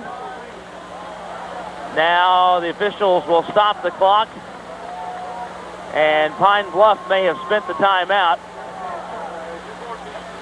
Timeout is taken by UAPB. 2:14 to play.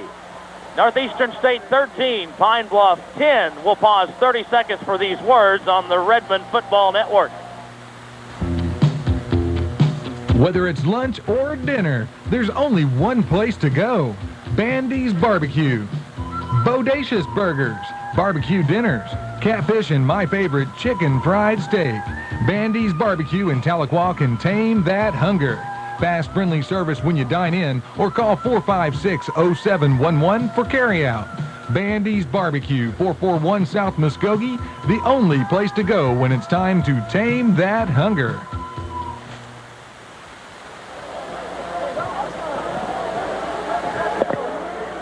Back at Pumphrey Stadium, Pine Bluff, Arkansas. I'll tell you what, a lot of ifs and a lot of things going on now as the wheels start to turn for the final 2 minutes and 14 seconds. Got to remember, a field goal would send this into overtime.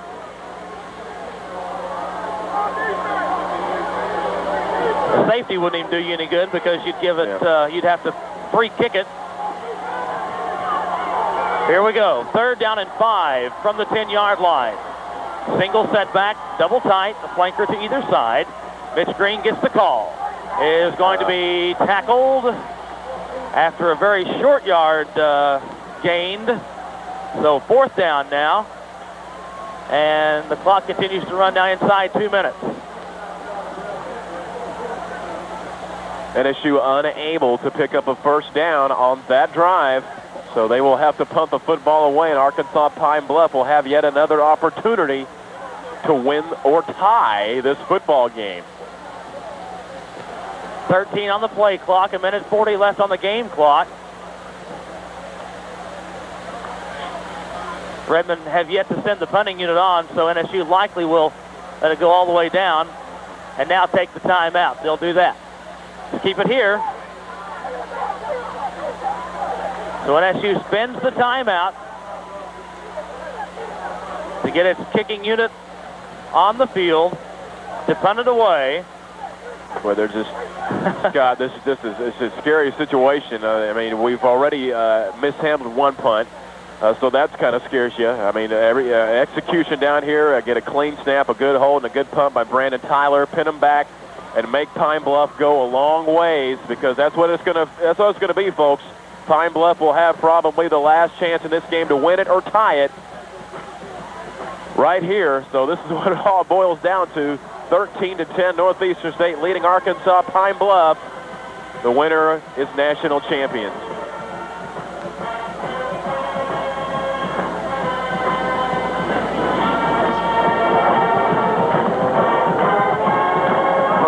person who bought a ticket, for every person who made the trip, they're still here. Yeah, it is, and everyone's on their feet, Scott. I mean, this is great. I mean, this is what a championship football game is all about. And they have come out in droves today. This Humphrey Stadium is packed to capacity. And here we go as the punting team comes on for NSU.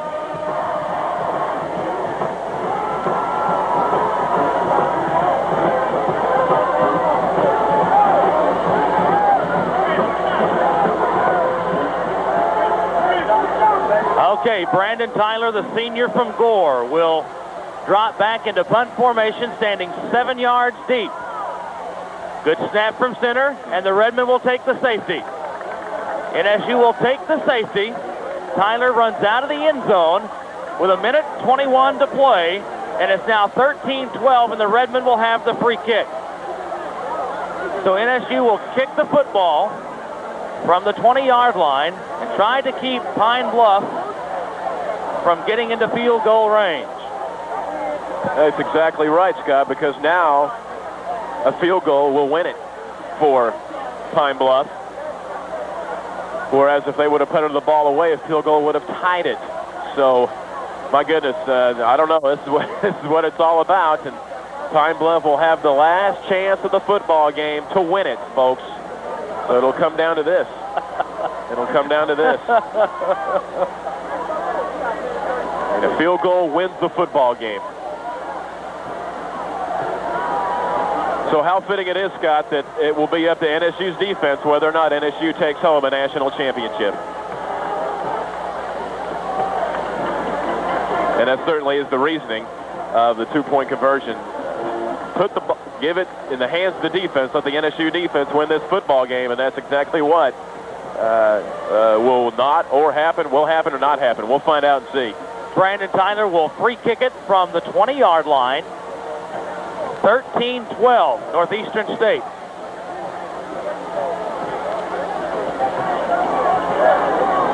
Here we go. 1:21 to play. Tyler's kick. It'll hit. It'll be picked up at the 35, brought back to the 38-yard line by Reggie Blair, and he'll be tackled about the 36-yard line with 1:15 to play. Now, the Redmen are saying that a fair catch was called for, and it was, but it was not by the return man. So it'll be 1st and 10 yards to go. UA Pine Bluff from the Golden Lion 36-yard line. Keep in mind, all they have to do is get in field goal range to win this football game. Alan Wagley's longest kick of the year is 38 yards. So they need to get down to about the 20-yard line or so. Back in the pocket, Robinson to throw, and it is caught. Oh, boy. The catch going to be ruled on the far boundary by Anthony Williams at about the 48-yard line. Call it the 47-yard line. That is a first down. 1:12. Clock is moving.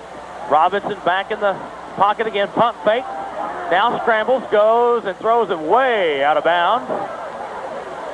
And that will stop the clock with 1:02 left. 2nd down and 10 back at the Pine Bluff 47. Well, it's nail-biting time, Scott. I have none left. They're down to the quick now, as it is. Goodness. For all the fans listening back in Eastern Oklahoma, we really appreciate your fan support. Let's make some noise. 2 receivers split left and right. Robinson drops back 5 to throw.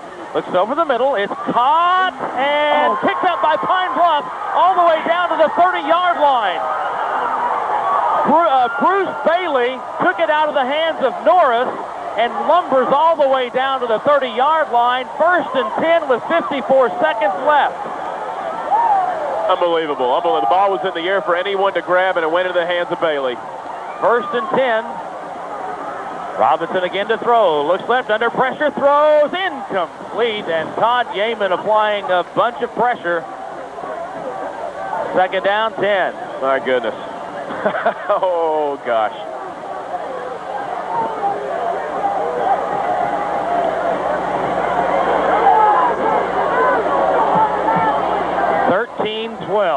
Northeastern State by 1.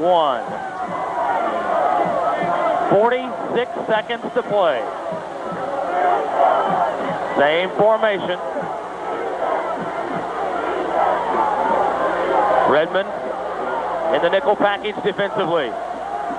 Robinson drops back 7 to throw. Looking right, scrambles, being chased by Minert. Stops, throws, and it's incomplete. Intended for Bruce Bailey once again. And now it's 3rd down and 10. Chauncey Leverett on the covers. I tell you, it's too bad Chauncey didn't turn around because the ball was underthrown and it had a chance to be picked off. If Chauncey turned around, he had an opportunity, but he had his back to the quarterback the entire play. Pass was way short. 3rd down for Pine Bluff. 39 seconds left. Wide out and slot, right and left. Robinson drops back 7 to throw. Steps up in the pocket, throws a wobbly pass, intercepted! It's intercepted by the Redmen. Troy Franklin makes his 2nd of the ball game, and he'll bring it back out to about the 20-yard line, and the Redmen have the football and 28 seconds to play. God, that is all she wrote, baby. Bring it on home. Bring it on home to Tahlequah. The national championship. A little premature, but I'm going to go ahead and say it. Northeastern State is national champs right there, baby. Woo, what a play. The pass was badly thrown by Robinson. Didn't have a chance to be completed. Way underthrown. A floater right into the hands. Interception. And the defense does it for Northeastern State as they have the entire year. And how fitting it would be that the NSU defense wins this football game. Hold on to the football now.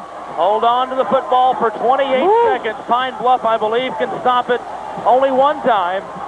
Just go down on a knee. That's all you need to do. Go down on a knee. That is it. Matt Weber will come in. The Redmen in the prevent offense. Weber downs it on a knee. Hands the football to the referee. Down to 23 seconds. Pine Bluff may not be able to stop it. Down now inside 17 seconds left. The Golden Lions can do nothing but watch time tick off the clock. And my friends, with 8 seconds, 7, 6, 5, 4, 3, 2, 1, the 1994 national champion, Northeastern State Redmen 13.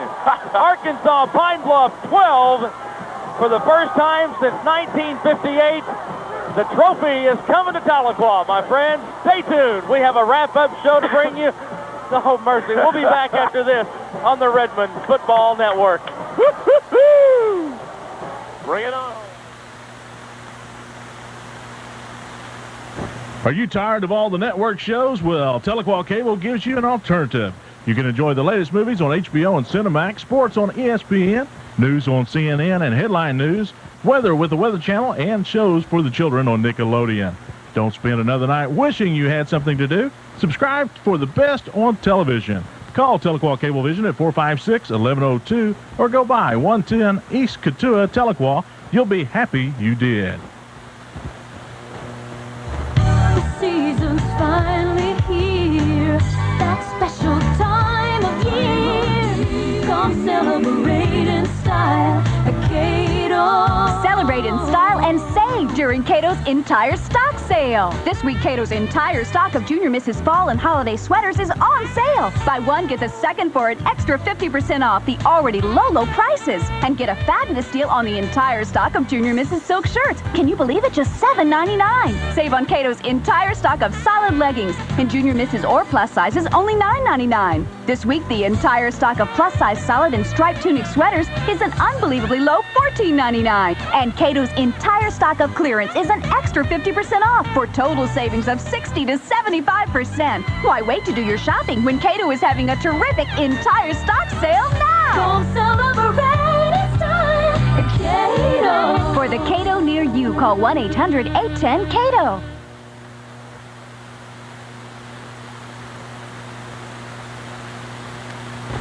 Does your car need some tender, loving care? If so, take it to Clyde's Tire Center in Tahlequah. Clyde will winterize it, fix the brakes, tune the carburetor, replace the muffler, put new tires on it, and even safety inspect it all in one stop. Clyde's Tire Center has trained technicians to service your car properly. So before you get stranded, take your car to Clyde's Tire Center just south of Tahlequah on Highway 62.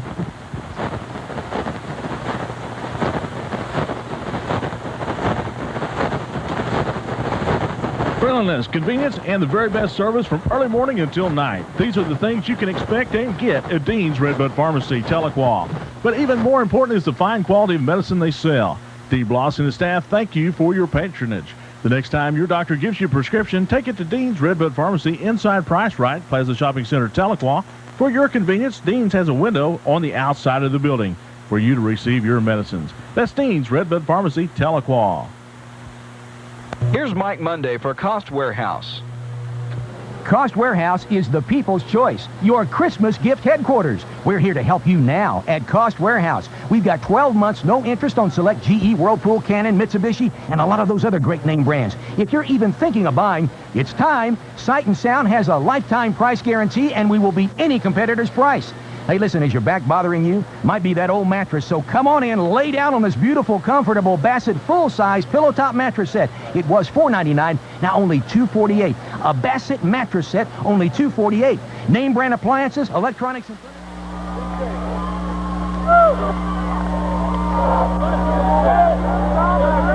This is Don Richard with the NSU Radio, and we're going down to the field with Scott Pettis. Back at Pine Bluff, Arkansas, Pumphrey Stadium. Tell you what, folks, national championship for the Northeastern State Redmen, a homecoming of sorts for John Horner, the assistant head coach and defensive coordinator. I'll tell you what, John, you played at Pine Bluff, Arkansas as a prepster. You come home, you win a national championship. It only seemed fitting that the defense should come away and win this national championship. Congratulations. Thank you. The guys deserve it. They've worked hard all year. We went in at halftime. We were a little down. We talked about it. Got some things changed. After the first half, we felt one thing. We had to come out and stop them, and we knew we could. The guys, we told them they had 30 minutes left, and they played a hell of a game in the second half, and that's what did it. These guys stepped it up another notch. That's what. Now we can say we've got it. Troy Franklin with 2 interceptions. Ronnie Johnson redeemed himself after the interference call, but a great interception down deep. It was. I'm trying to fine-tune him right now. He had 2 big interceptions, and I tell you what, Ronnie had one down deep. I mean, it really, that's what we had to have, and they stepped up. We went to a different coverage the last 2 series of the game. We mixed in some thirds with it, and it kind of caused some little problems. Those guys stepped up and did a tremendous job, made some big plays. We've told them all year that the great players make big plays, and that's exactly what happened. Congratulations. Thank you very much. Talk now with offensive coordinator Scott Hale. Congratulations, Coach. Seemed like forever that the Redmen offense could score a touchdown, but late in the ball game, may have been a blessing not getting in there, getting the touchdown late in the game. We'll take it. That's right. We moved the football, and then we knew we were going to throw it a little bit, and then they kind of left that open, but... Man, we kind of waited. I thought we'd get one right before halftime. We just couldn't get it in.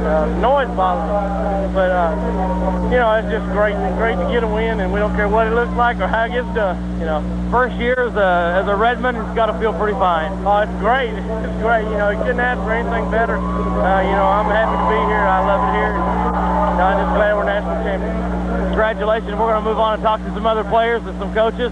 National championship belongs to the NSU Redmen. We had NSU President Roger Webb was around here a little bit ago. We're going to tromp through some mud and see if we can find President Webb and talk to him a little bit, and also talk with head coach Tom Eckert. There's Coach Eckert. And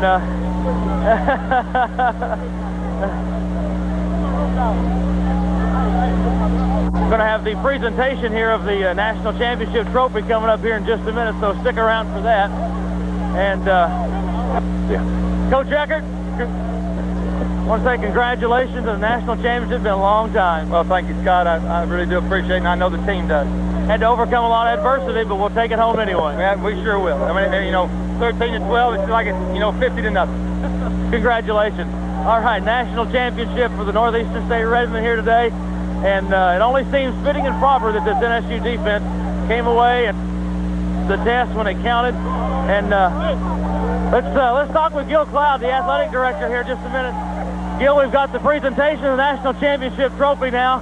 And boy, what a game this turned out to be. Well, it was everything it was billed to be. Of course, the game was the best thing, and really for the kids, that's the most exciting part of the week. And so when they were able to do what they needed to do, and then late in the game, they took care of business, you know, and that was the thing that they'll never forget this. You know, on 13-12, it's an outstanding experience for our university, and hopefully will lead to other greater things as we move into other areas.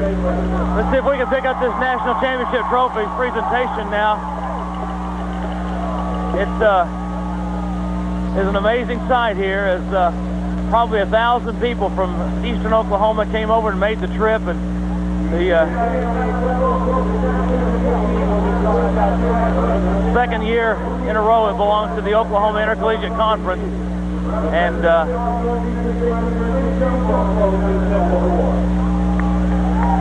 tell you what, this really was a team effort for Northeastern State here today. And there it is, my friends, the national championship trophy.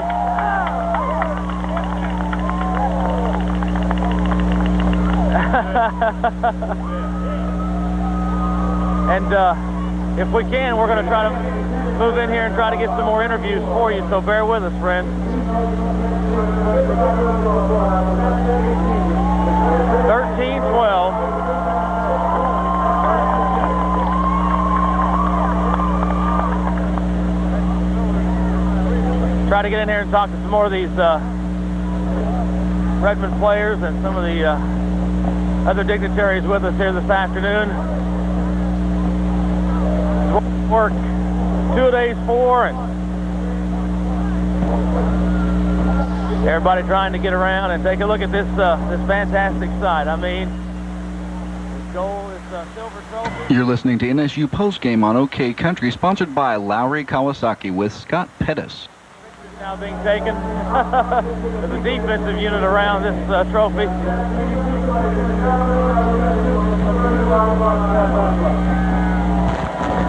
Defensive player of the game, as it was Charles Burrell of UAPB, and the offensive player going to be named here in just a minute.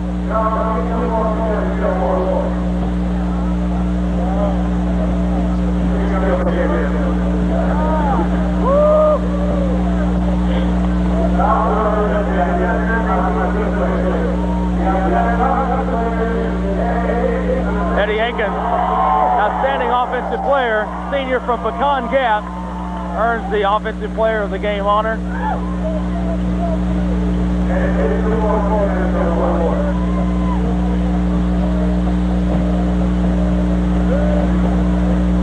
There's a chance of Eddie.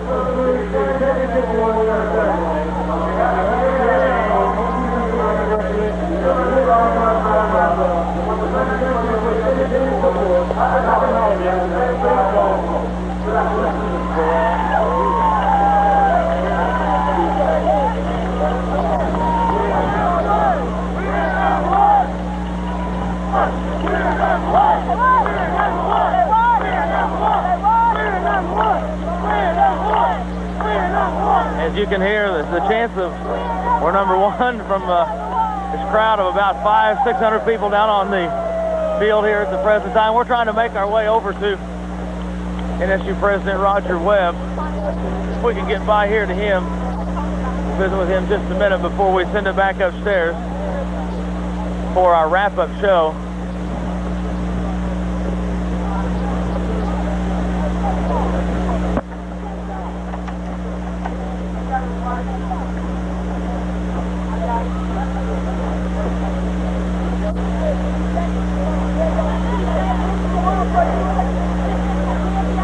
President Webb, we can bother you here for just a minute. Let's talk very quickly about this national championship for Northeastern State University.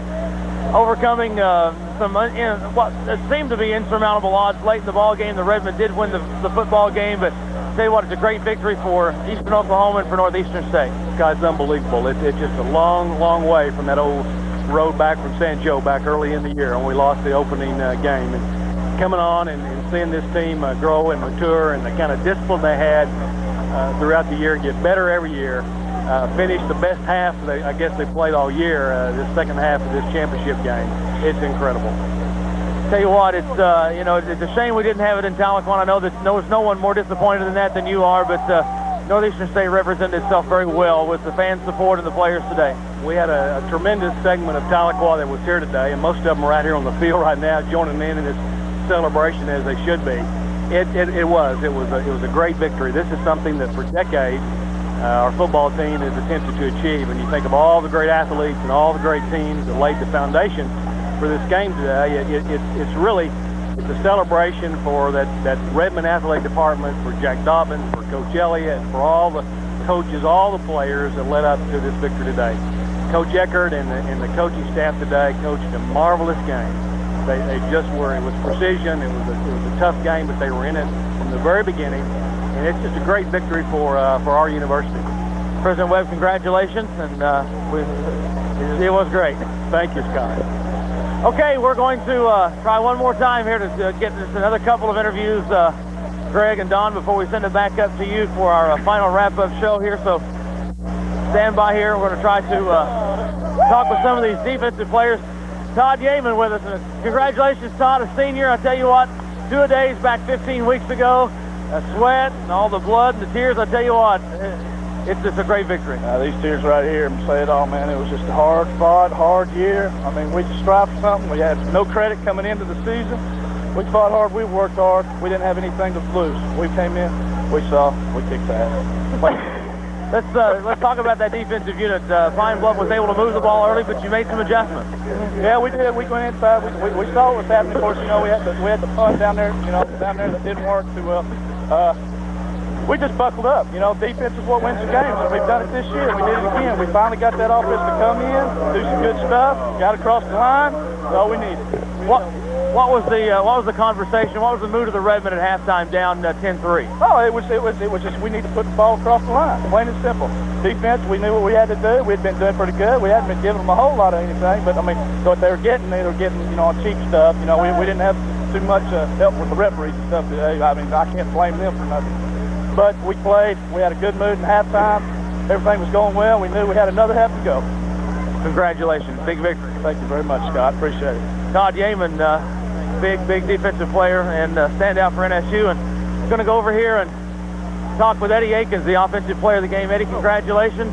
Became the all-time leading rusher for the Redmen in school history. Got a big game here. Tell us what's on your mind now. It's shocking because this is my first NAIA championship, and the guys did a great job today, and I'm very proud of them. And, I mean, all the awards go to them. Let's talk about that touchdown. It seemed like NSU had opportunity after opportunity to score, but Pine Bluff's defense held you out. What was the play that scored the touchdown, and what all transpired? It was 24 blasts, and when the guys came back out of the huddle, everybody said, Tony, you got to do this. Todd, you got to do this. And they went in and they did their job, and they got into everything. I noticed, and I made mention on the broadcast that during the timeout, you went out and you talked to your offensive lineman and told them exactly what was at stake at that time. Yeah, I told them that, hey, guys, we got to dig deep. We keep putting our defense at the bind. We didn't score the first two possessions when we should have, and, we had to come back out there and we had to capitalize on our mistakes. Eddie, congratulations. Thank you.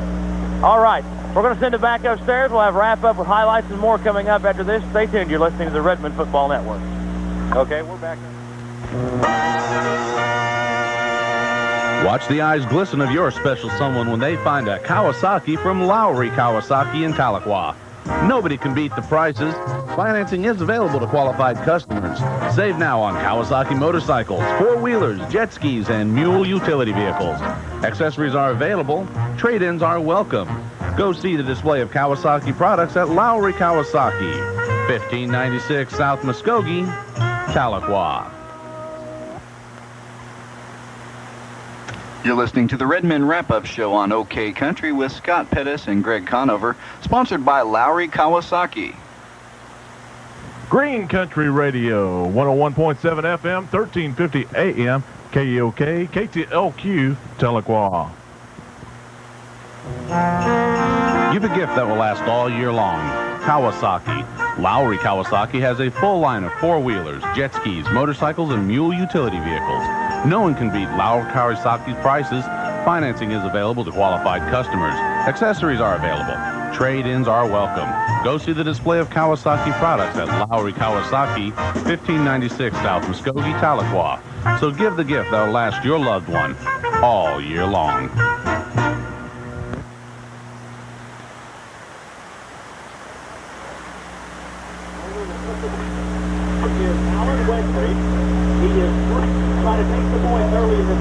Your favorite song is On the Way. We're KTLQ, KEOK, Tahlequah.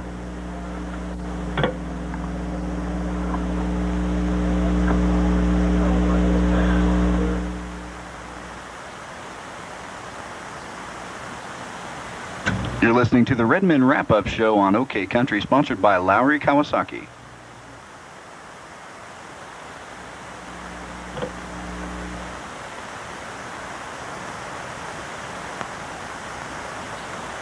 We're 101.7 FM, 1350 AM, KEOK, KTLQ, Tahlequah. Watch the eyes glisten of your special someone when they find a Kawasaki from Lowry Kawasaki in Tahlequah. Nobody can beat the prices. Financing is available to qualified customers. Save now on Kawasaki motorcycles, four-wheelers, jet skis, and mule utility vehicles. Accessories are available. Trade-ins are welcome.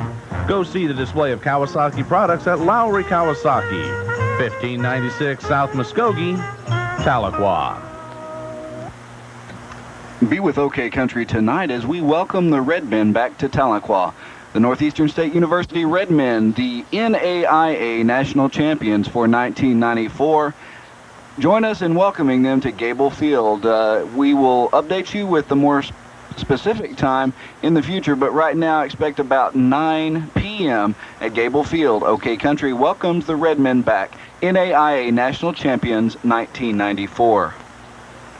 Playing a better variety of your country favorites. We're KTLQ, KEOK, Tahlequah. Give a gift that will last all year long. Kawasaki. Lowry Kawasaki has a full line of four-wheelers, jet skis, motorcycles, and mule utility vehicles. No one can beat Lowry Kawasaki's prices. Financing is available to qualified customers. Accessories are available. Trade-ins are welcome. Go see the display of Kawasaki products at Lowry Kawasaki, 1596 South Muskogee, Tahlequah. So give the gift that will last your loved one all year long. You're listening to the Redmen Wrap-Up Show on OK Country with Scott Pettis and Greg Conover. The NSU Redmen winning the NAIA National Championship. We'll go right back to Pine Bluff, Arkansas in just a moment. Whether at home, at work, or in the car, we play the best music right here. We're KTLQ, KEOK, Tahlequah.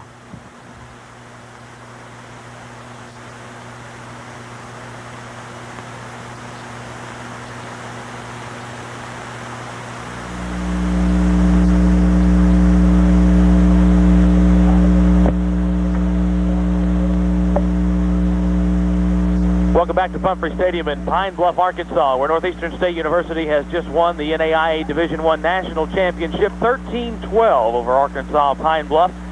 Redmen escaping with the victory here today, and as you heard, and just a tremendous, as one might expect, as we open the show today, a goal of every team in America is to win the national championship. For some of those, the dream doesn't come true, but for one team each and every year, the dream does become a reality, and for Northeastern State University, it is going to become a reality. It has become a reality.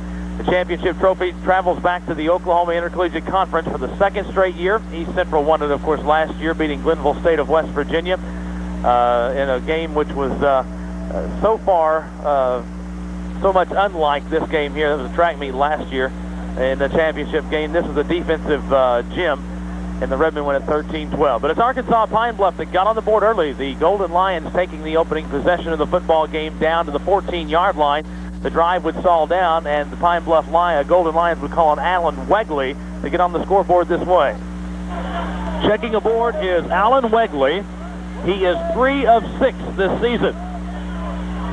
Holder will put the ball down at the 17, add 10 the distance, a 27-yard field goal from the right hash mark for the sophomore Wagley. Good snap, ball down.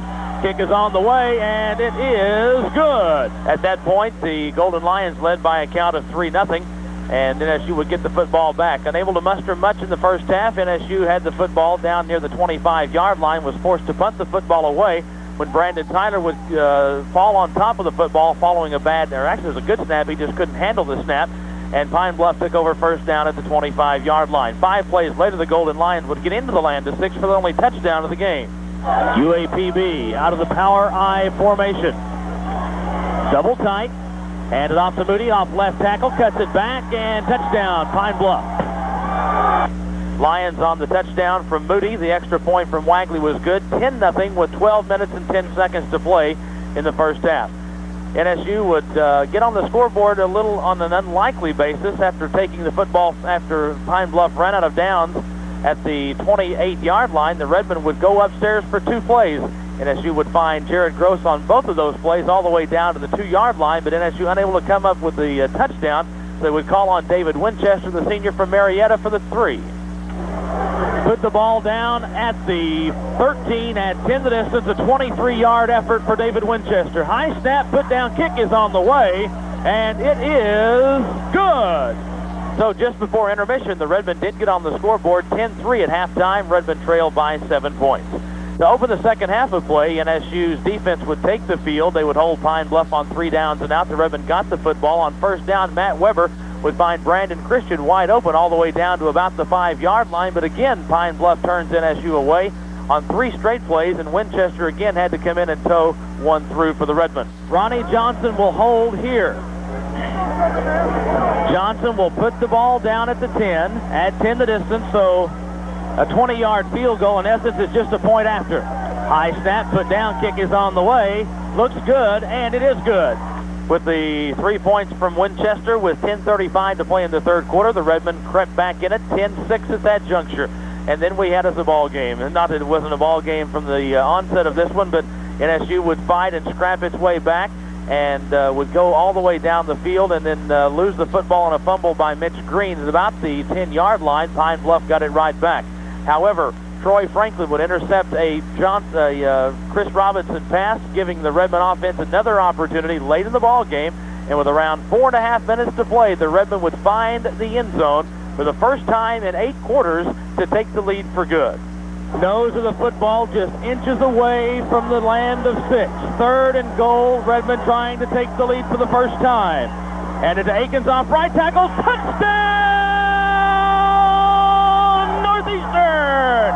Finally into the land of 6. The drought has been broken, and the Redmen take the lead for the first time today. A score now 12-10, the all-important extra point coming up. Winchester's point was good, and with the PAT, 4:39 left, the Redmen led it by a score of 13-10.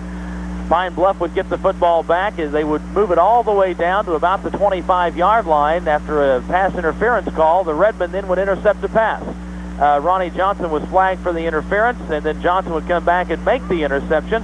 And the Redmen had another opportunity to just kill the football, but all they had to do was get a first down or 2, but the Redmen were not able to do that. So on 4th down, deep in Redmen territory, the Redmen decided to go for the safety.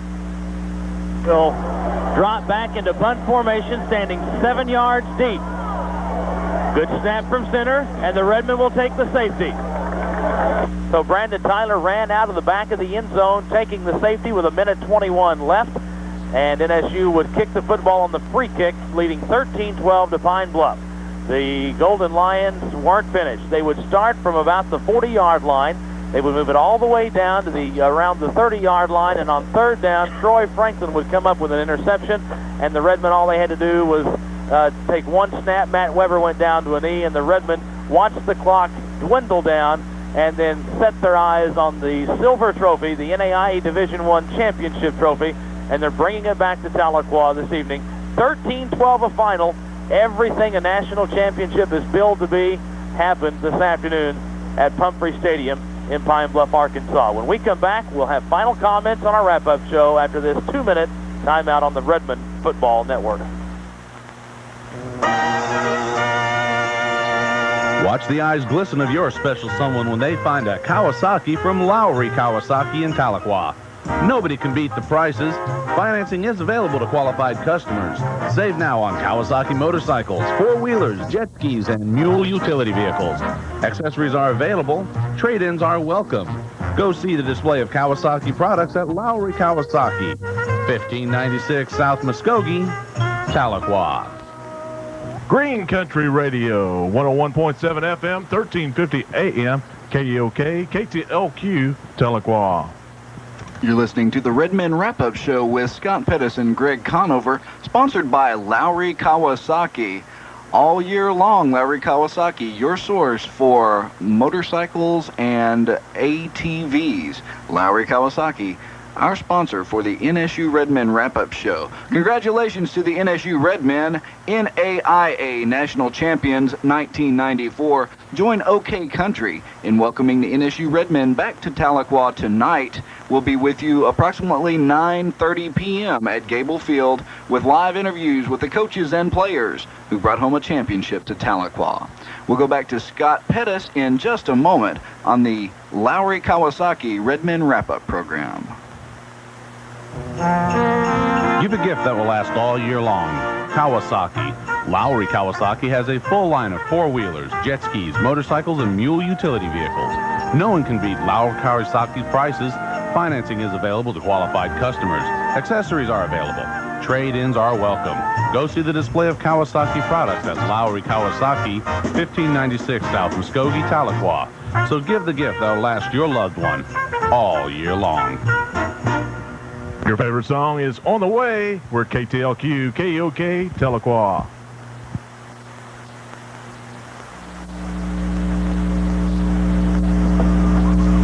And for a final time from Humphrey Stadium in Pine Bluff, Arkansas, Northeastern State 13, UA Pine Bluff 12. The NAIA National Championship. Northeastern State Redmen will be returning to Tahlequah in just a little bit. As a matter of fact, by the time we end our broadcast here, the Redmen should be on the road at about 5:15, and around 9:30 this evening we would approximate the Redmen bus will be returning to Gable Field, and we would like to invite you all out to welcome the Redmen and the National Championship home to Tahlequah and Northeastern State University.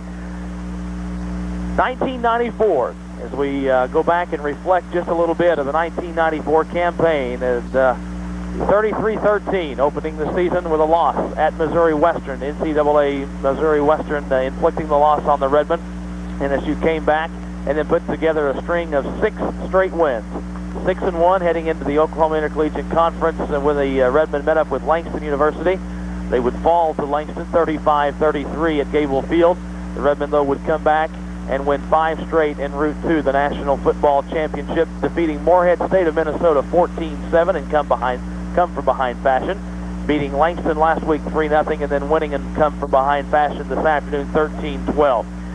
What a season it has been. Tom Eckert, the head coach of the NSU Redmen, back in 1980 had a chance to, as an assistant coach, wear that national championship ring. Unfortunately, 17-10, Elon College beat the Redmen on that season. The 1958 team was just honored recently for their anniversary, winning the national championship. This 1994 Redmen team will have a chance to be honored as this season and this year continues, and then again in a few years, it'll be time for us to reflect back as the Redmen win their second national championship. But all in all, many people will say the 1994 NSU football team was, I guess, girded with a very tremendous defense. When its back was against the wall this afternoon, it was the defense that came to the forefront. It was the defense that turned Arkansas Pine Bluff away.